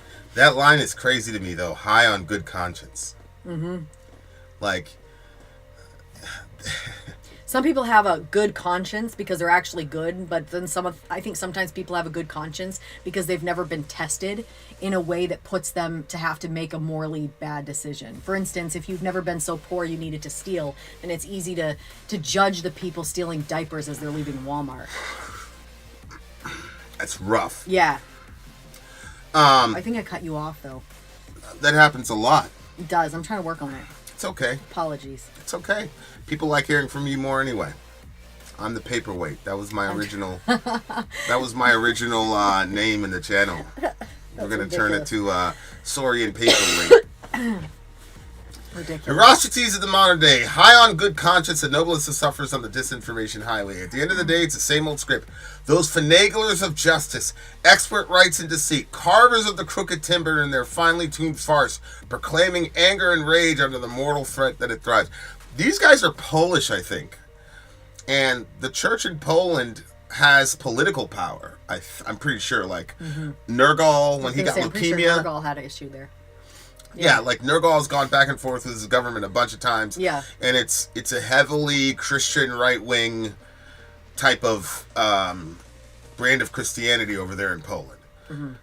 You know, JP2 came from Poland. So I'm assuming he's criticizing Christians when he says, you know, finaglers of justice, expert rights and deceit, carvers of the crooked timber, which is maybe the cross, maybe? Yeah. And their finely tuned farce, proclaiming anger and rage under the mortal threat it thrives. Proclaiming anger and rage? Well, yeah, like, I mean... Oh, you mean, are we talking about, like, where they would drown people if they didn't get baptized and stuff like that? Like, no, I think he's talking about his experience right now, because he says modern day, right? Herostrates in the modern day. Oh. So, I think he's talking probably about what happens when religion gets indistinguishable from government, and the terror that brings to people who are on the quote unquote wrong side of that. And there's a lot of lying and deceit, etc., etc.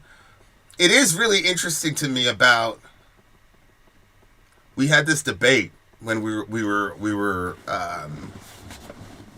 you know, going toe to toe with the abortion industry, and one of the debates was, should we send somebody in there incognito as a pregnant girl and get, you know, kind of like a... And I said, nah, I'm not really with that, because I want us to be completely and totally truthful. If we can't beat these people by just telling the truth, then forget about it. So I was against it, and eventually it didn't happen. But I do see Christians acting in a really Machiavellian sense relative to the truth, because they're like, look, the situation is so dire that we have to do whatever we can to get in there. It's like, okay, well, you're denying your faith then. If you think you have to lie to get in there, then what are we doing? So it just maybe it's hard for me to interpret it any other way, just because of where we're at right now in the country. Erat's revolt, Erat's rebellion. That's kind of like a cheap knockoff, that word. So it's like a substitute, but it's like a cheap, it's like the value, the good value brand of whatever. So like revolt and rebellion, it's like, it's not really revolt and rebellion. It's kind of like a cheap imitation of revolt and rebellion. What is? Well, when he says Erat's revolt, Erat's rebellion. Oh, the word Erat's? Yeah. Oh, okay. For a new world would come every once in a while, purer, brighter, clearer, better. And the last of misbelievers will be trampled in the greatest of marches toward the radiant future where the sheep are promised fangs. Ooh! The sheep are promised fangs. That's interesting. That's a really good line. That's a really good line because on the one hand, sheep is an insult in common parlance. Oh, you're a sheep. You don't think for yourself, yeah. which is what we just talked about in the previous song. Oh, you're a sheep. But the other side of that is that Jesus says he divides the world into sheep and goats. The goats go on his left side, they go to hell, and the sheep are on the right side, he goes to heaven. But Jesus also said, beware of wolves in sheep's clothing. So it's really a wolf, but he's got he's using the carcass of a sheep, which he presumably ate himself, right? He devoured that one sheep, and then he's now using that scalp as a way to get other sheep. What's fascinating here is that's not what's happening. He's saying the wolves, where the sheep are promised fangs. I mean, that is a crazy line because the wolf in sheep's clothing thing is an aesthetic thing, right? That's an aesthetic. That's a look. Right, I'm a wolf through and through, DNA-wise, and all the characteristics of the wolf. But I'm dressed like. But when it says the sheep are promised fangs, that's a change in ontology. That's going from being a herbivore to a carnivore. That's an ontological change, and I think it's really fascinating when the Christian church, especially in the West, are so obsessed with guns and killing home intruders and all the rest of it. We're going to arm you with the Second Amendment. The Christians in America are sheep with fangs for sure. Like, not even close. And so, like, that's a real interesting line because it's like, this does kind of become the same old script. Like, you start in a religious context, and now you've basically taken over the area, and now that you have all that power, you're going to go from a herbivore to a carnivore because we have all this power now. I think that that's a very good warning, man, because obviously a person like me who is probably addicted to violence, might be the better term for it. But that's a real look. I mean, the scripture says the Lord tests the righteousness, but the Lord tests the righteous, but the wicked and those who love violence, his soul hates. So there's a lot of stuff in the Bible, like well, the Bible says about LGBT. It's like, yeah, the scripture never says that God ever hated a trans person or a gay person. What it says is the wicked and those who love violence, his soul hates. And so if you look at the Iraq War, if you look at post 9/11 Christendom in America, it was absolutely a bloodlust for violence. I remember, I'll never forget, Bill O'Reilly was on the Bill Maher show. And O'Reilly was like, well, these guys are mad at us and, whatever. Shouldn't we, talk to them and figure out how we can have peace so we don't have perpetual war? And Bill O'Reilly goes, man, I don't want to talk to none of the people. I want to go over there and slit their throats. Whole crowd went, yay! And it was really fascinating because I'm like, yo, this is Bill Maher. He's like a leftist. He's like a, and his crowd was like, when Bill O'Reilly says, man, fuck that. We want to go over there and slit their throats. Everybody clapped. I'm like, damn. I remember watching, because I used to watch Bill Maher religiously as a kid.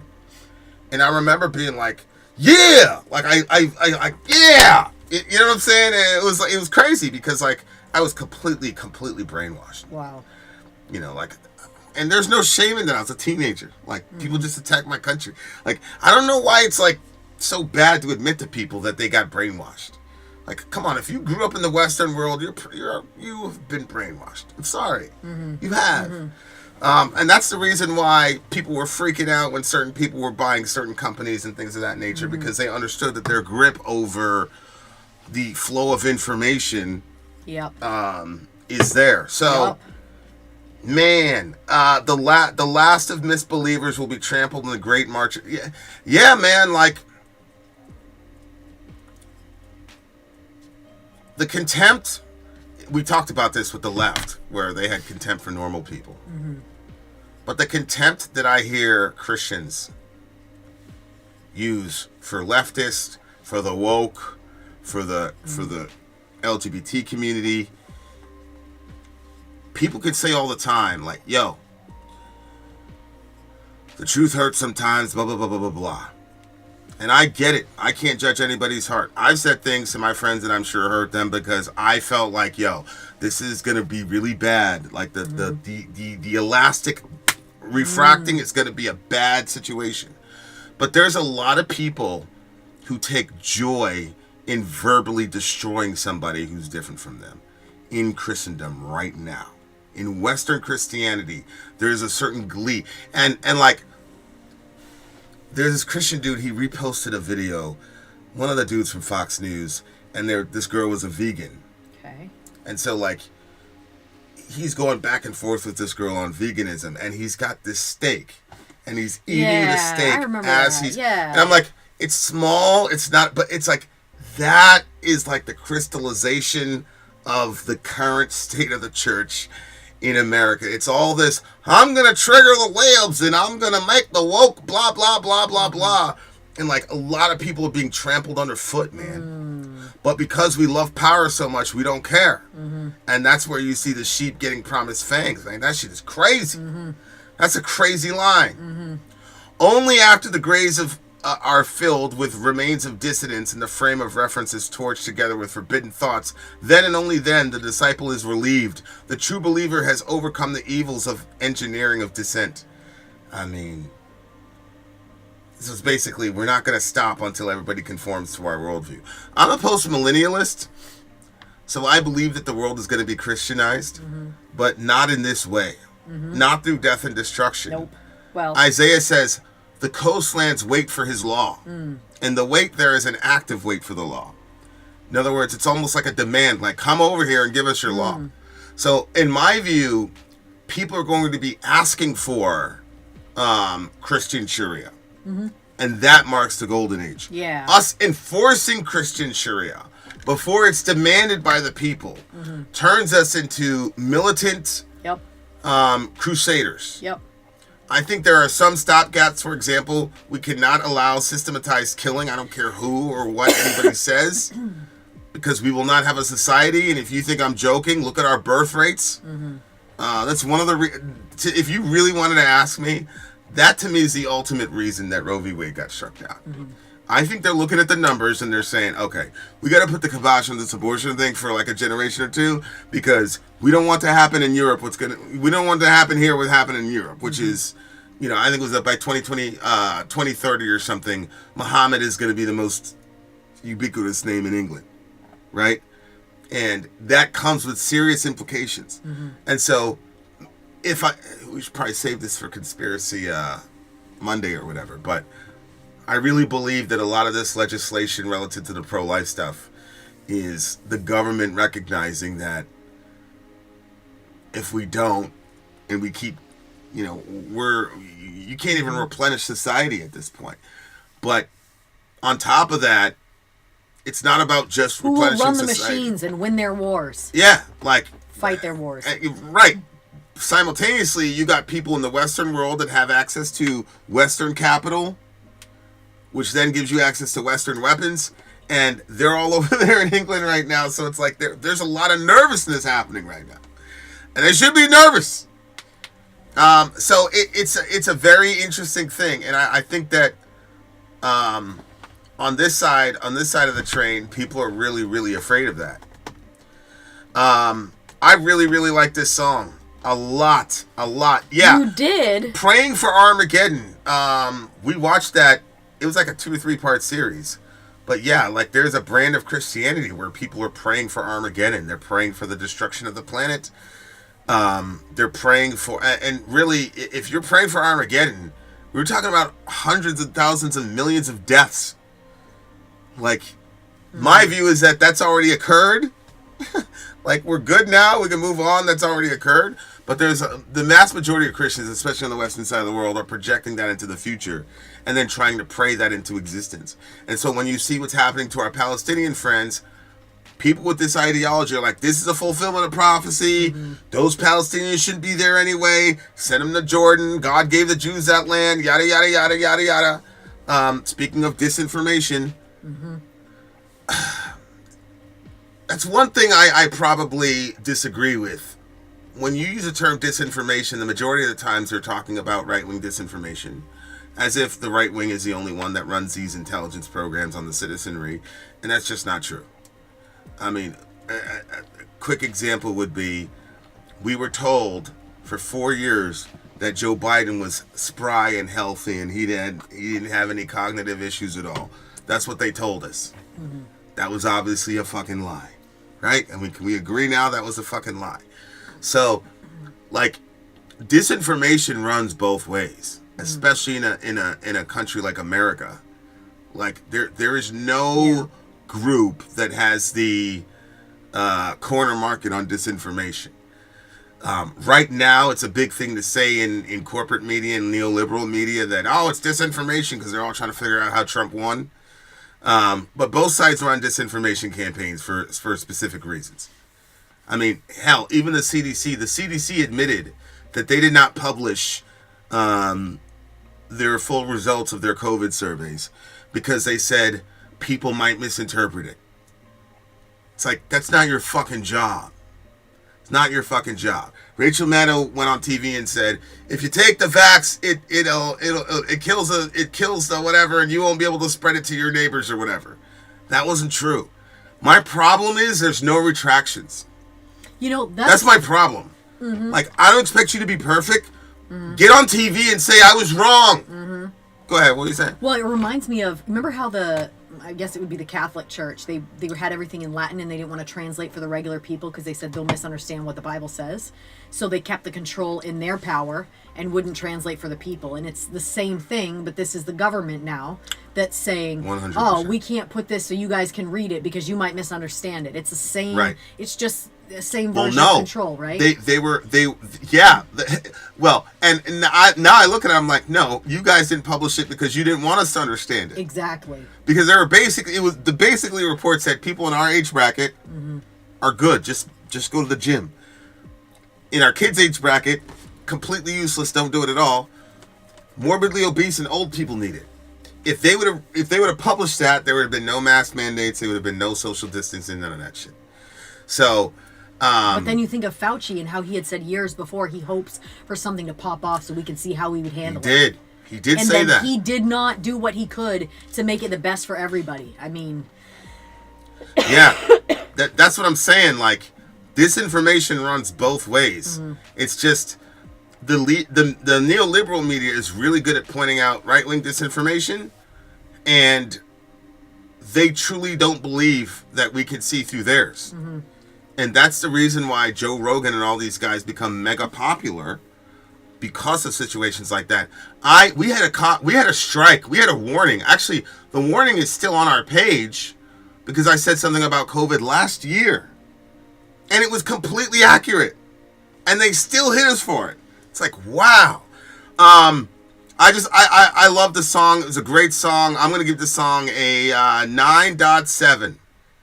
Really, really, really, really, really good song. 8.7 for me. All right, guys. We're going to go right into song number 4, our last song of the day. Deathspell Omega. Gerichtet. I don't know what that means. Read us the thingamajiggy. Our DJ says, what do we have, 205? Yeah, Ethan, I believe Armageddon happened already. Yes, I do. All right. I'm looking forward to a very bright future.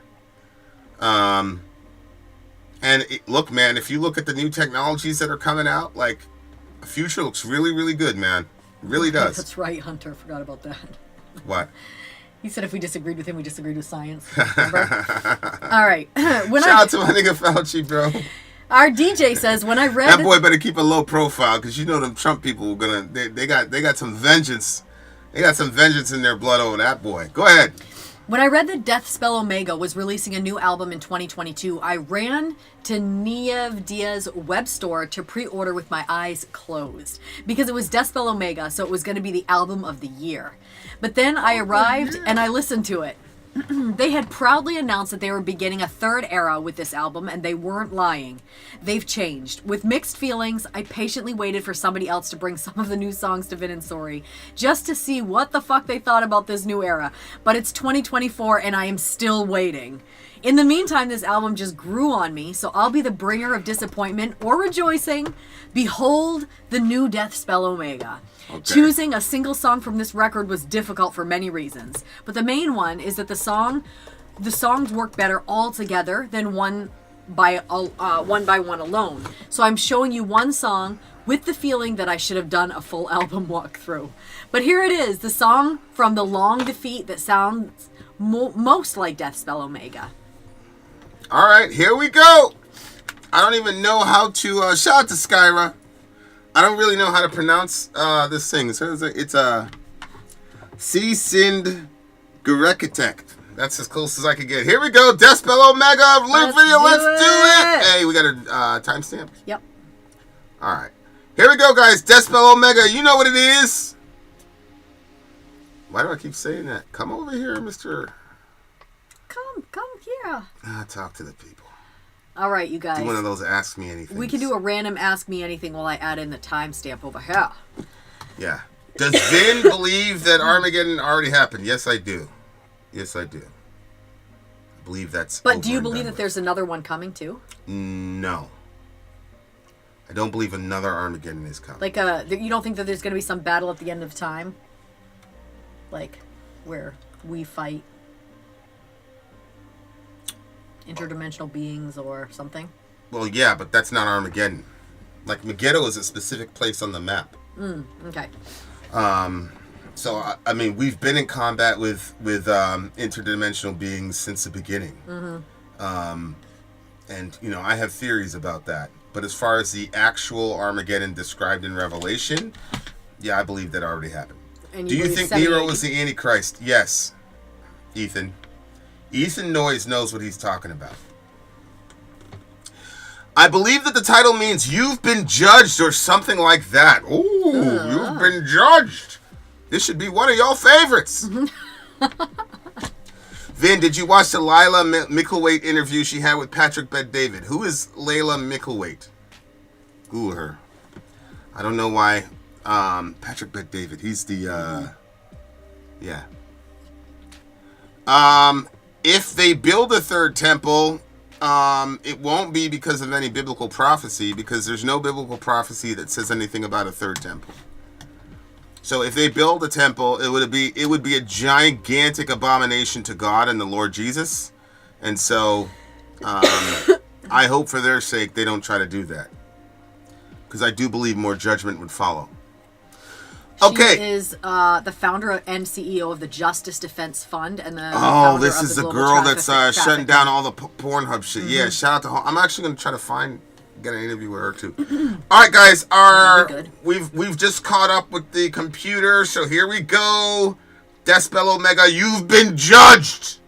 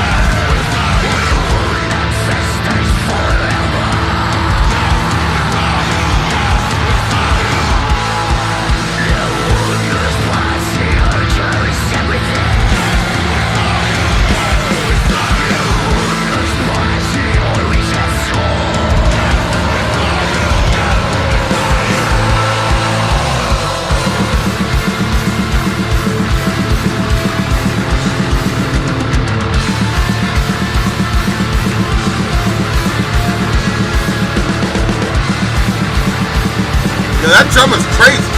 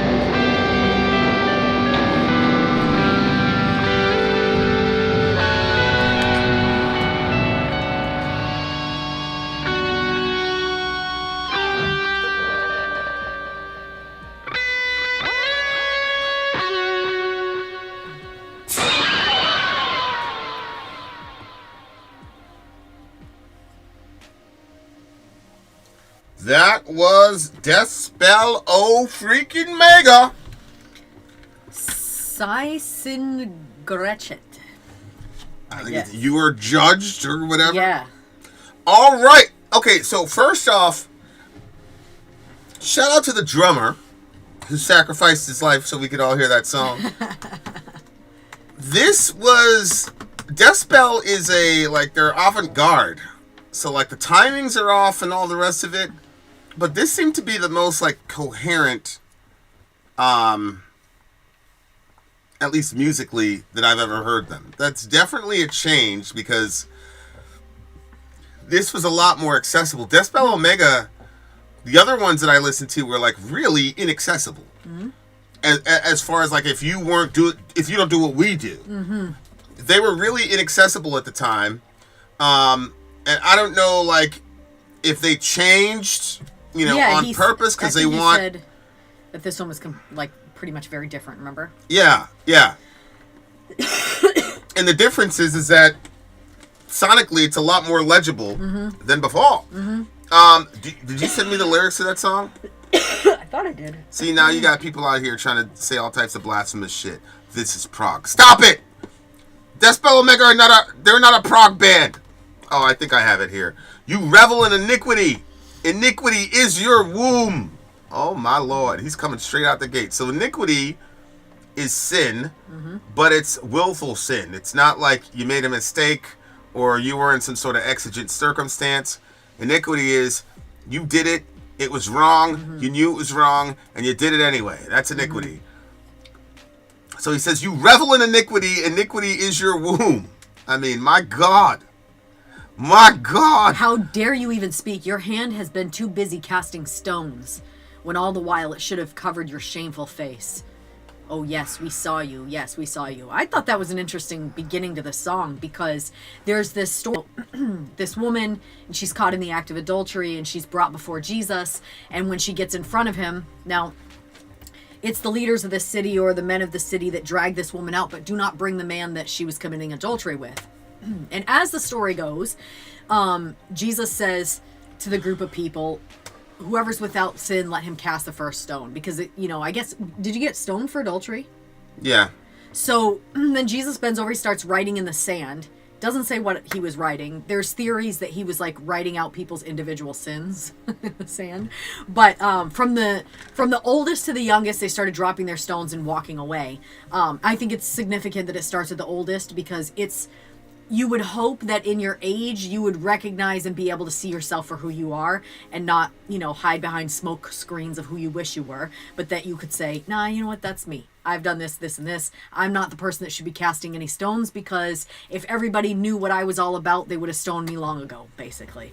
The other thing is that they knew that Jesus had some sort of supernatural insight into things. Mm-hmm. So they respected that power. Mm-hmm. They hated him, but they respected that power. So they all end up leaving, and then Jesus turns to her and he tells her, he says, woman, where are your accusers? She said, nowhere, Lord. Then he said, neither do I condemn you. Now go and sin no more. Mm-hmm. So when he says your hand has been too busy casting stones, when all the while you should have covered your shameful face, that to me, it's like, kind of from that story, because the idea was you see your own sin. Whoever's without sin, let him cast the first stone. So he's saying, look, you were too busy throwing stones when you should have been covering your shameful face for all the stuff, whatever you've done. Yeah, I mean, that's... It's interesting, because at this point, I don't know if he's talking to somebody else or if it's like one version of himself speaking to the other version of himself. You know what I'm saying? Like his shadow, whatever. It says, you bless with wounds that never heal. You heal through wounds beyond any blessing. Crime-turned ambrosia oozes through all the pores of your skin. Oof. I mean, God, this dude can write his ass off. It looks like he's talking about evangelical Christians, like right-wing, Israel-loving, Trump-supporting Christians is what it looks like. You bless with words that never heal. You know how sometimes like they're like, oh, I'm saying this out of love. Yeah. And they say the craziest, most evil shit to people. Yeah. And it's like, you couldn't find any other way to communicate that. See, a lot of Christians think that if they tell the truth, that they're fine. Mm-hmm. But that's not the biblical model. It's supposed to be spoken in love. The scripture says the law came through Moses, but grace and truth came to Jesus through Jesus Christ. So if you're just operating on truth, then you're in the old system. Mm-hmm. The new system says we have to operate with grace and truth. It's interesting. Grace gets put before truth. Right. So it's like, we have the truth, so I'm going to say, I get to say whatever, I get to say it in the most offensive, hurtful way possible. Because I am telling the truth. And a lot of Christians believe that as long as they're telling the truth and the truth is faithful to Scripture, that they're okay. Mm-hmm. And if people react to it in a way that what you said hurt them, and they respond back to you, now you're going to call that persecution for telling the truth. It's like, well, mm-hmm. I do think there are some communities that no matter what you say to them, they're going to be angry at you if you don't accept them.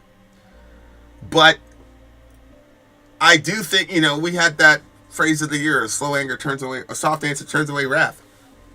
We don't have to say the truthful thing in the most painful, hateful way possible. Yeah. And then get to pat ourselves on the back when people react to us wounding them. Like, it's just crazy. And, like, if you look at the way Jesus even dealt with the woman, he says, where are your accusers? And she says, nowhere. And he goes, okay, I'm not going to condemn you either. Then he says, go and sin no more. That's the balance. And it's interesting because in that story, grace came before truth. Yep. Because the truth is, you You're should a stop sinner. sinning. You should stop sinning, yeah. Right? But Jesus graced her before he told her that. And I think that that's the model. And obviously, I fall short of that like a million trillion times. This is a convicting song. But, like, you got to ask yourself, like, what is it inside a person who can follow the most compassionate, loving man on the planet? Why are we just so quick to just cut everybody's throat? I mean, look, there's a reason Jesus got crucified. He wasn't gentle Jesus, meek and mild all the time.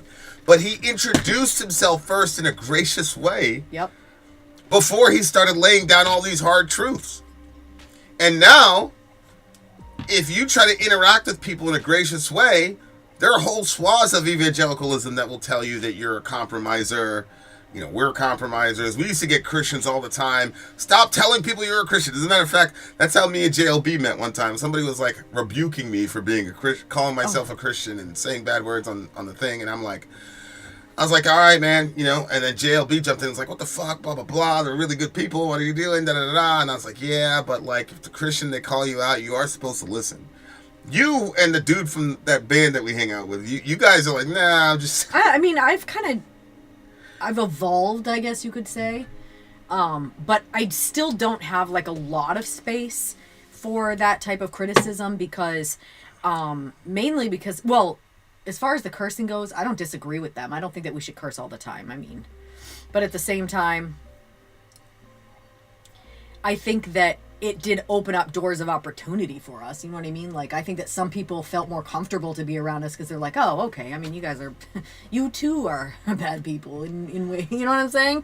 And so I think that it, you know, the relatability of like, oh, we're all in the same place. We're all on this journey toward God. You know what I'm saying? So, but I mean, yeah, before, anytime I heard the Christians say something like, here they come with their judgments again. And it's like, you know, I think it was also, you know, juxtaposed with emails that we were getting from people that were saying, like, how much the channel was helping them.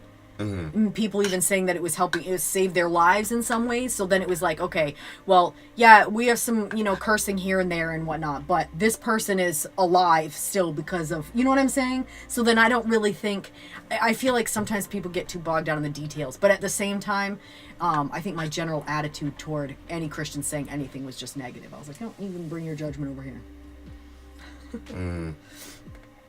Yeah, and for me, like, I could just never dismiss them because whatever I disagree with or whatever, they are still our family.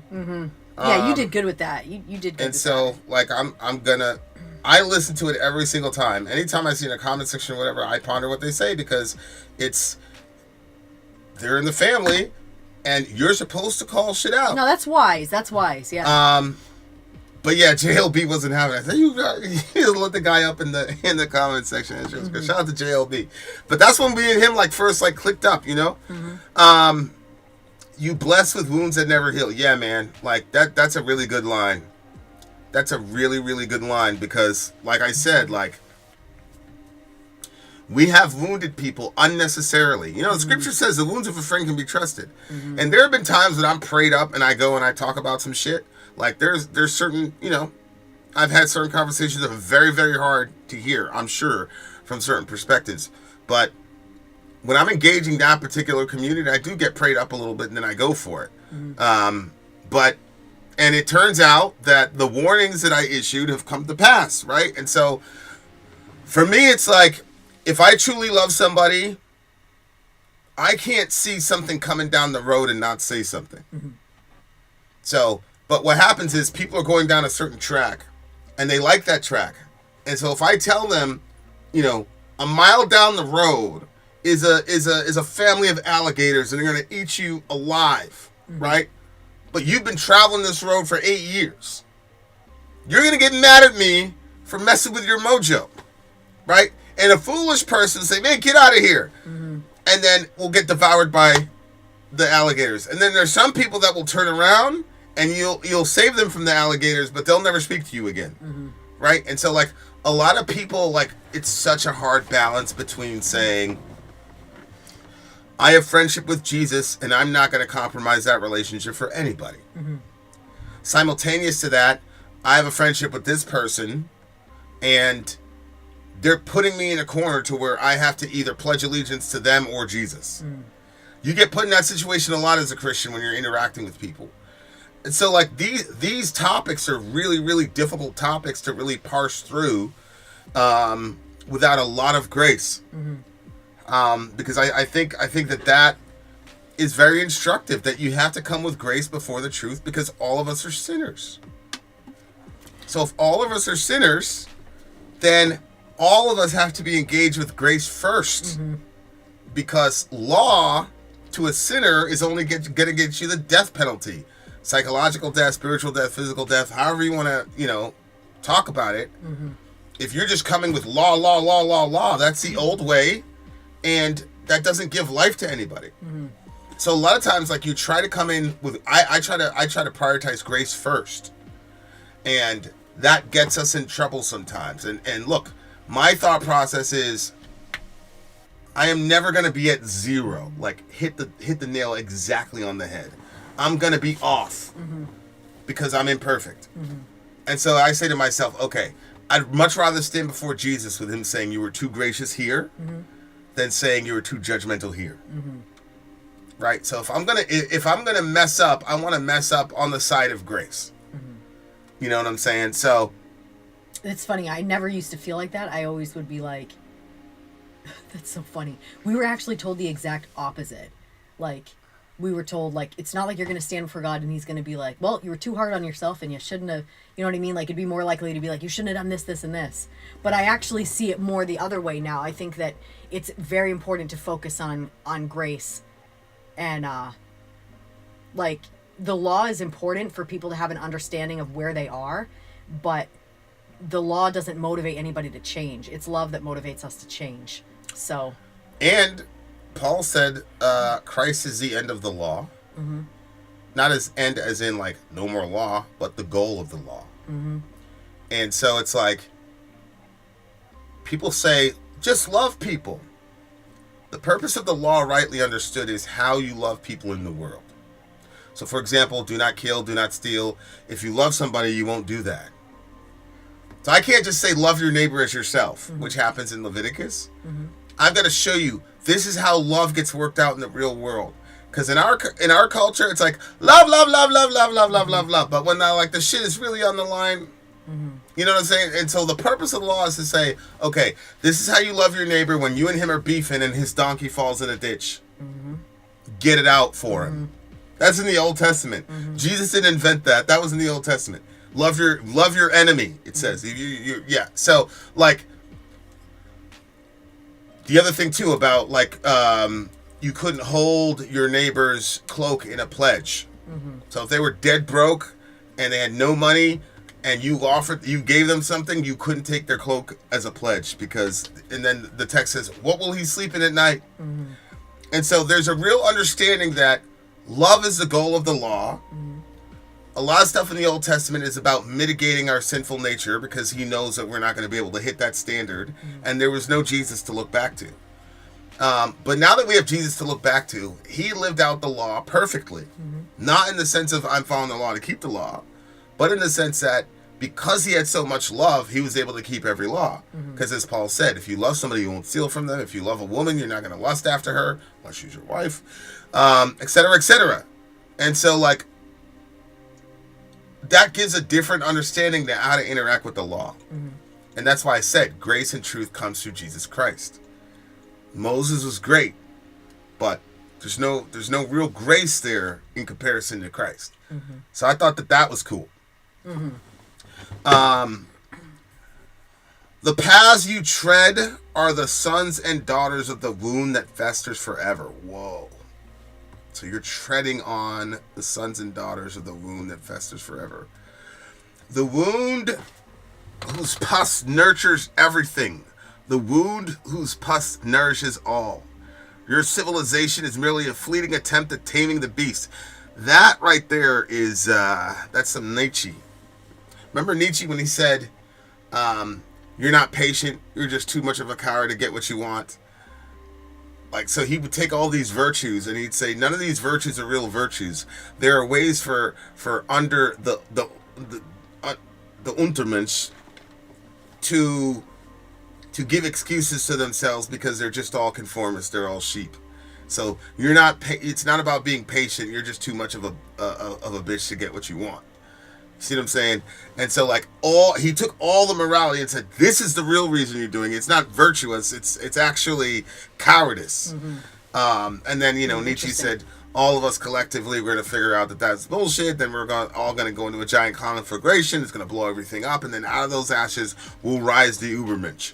Right? Like that was his mentality. So when he says your civilization is a fleeting attempt at taming the beast, that's a Nietzschean understanding of human nature. It's like what you're calling civilization is just a set of laws and rules imposed upon people to not allow them to live out their actual basic instincts. And all it does is tame, or, he says how sly you are to channel it instead. In other words, you can't, he's looking at sin, I'm guessing sin, as a way, like as something that you can only like try to like turn it different directions, but like it's there.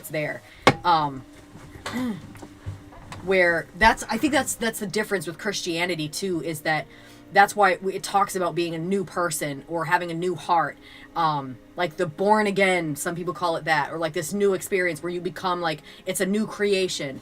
And I really like those words, those languages, or the depiction of clean versus unclean and stuff, because I think that it's another one of those things where if we're honest with ourselves, and you start looking at your own personal self, like you can see what type of person you are, and there's no amount that anybody knows about you that's fully and all-inclusive of who you are, and whether that's for how good or how bad you really are. Nobody really is going to actually know all that about you except for one, and that's God himself.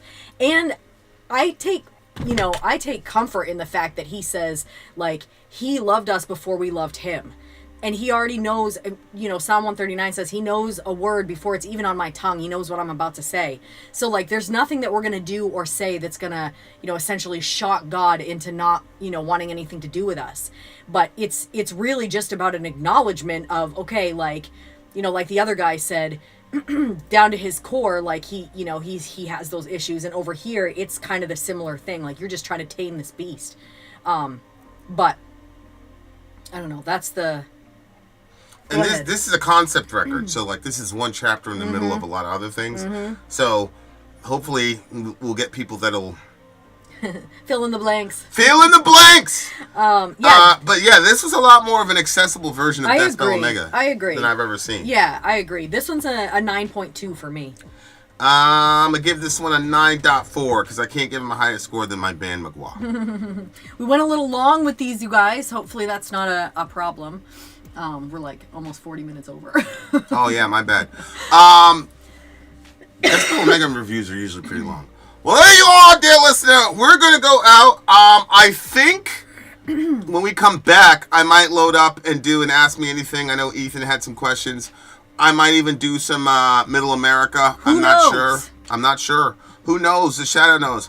All we have to do, though, is say shout out to the big homie JLB. We appreciate the night, my man. JLB. Yes. He made it all possible. You made it all possible, DJ. Shout out to the homie. We shall return. Oh, you guys, and just one last thing. On Patreon, you can still see the list of available days and the streams that are upcoming. We have, DJ Nick has a movie that's going to get played, either Christmas Eve or Christmas Day, and it's kind of flexible. We're not really sure because we got family coming in and stuff, so we're going to figure out what time works the best, and then we'll be here for a movie. So your best bet, is to just get your notifications up, or I will be posting it to Patreon. So, yeah, keep your eye out. We'll be doing it at some point. Keep your eye out, dear listener. Let's go. All right, guys. Vin out. Sorry out. Actually, hold on.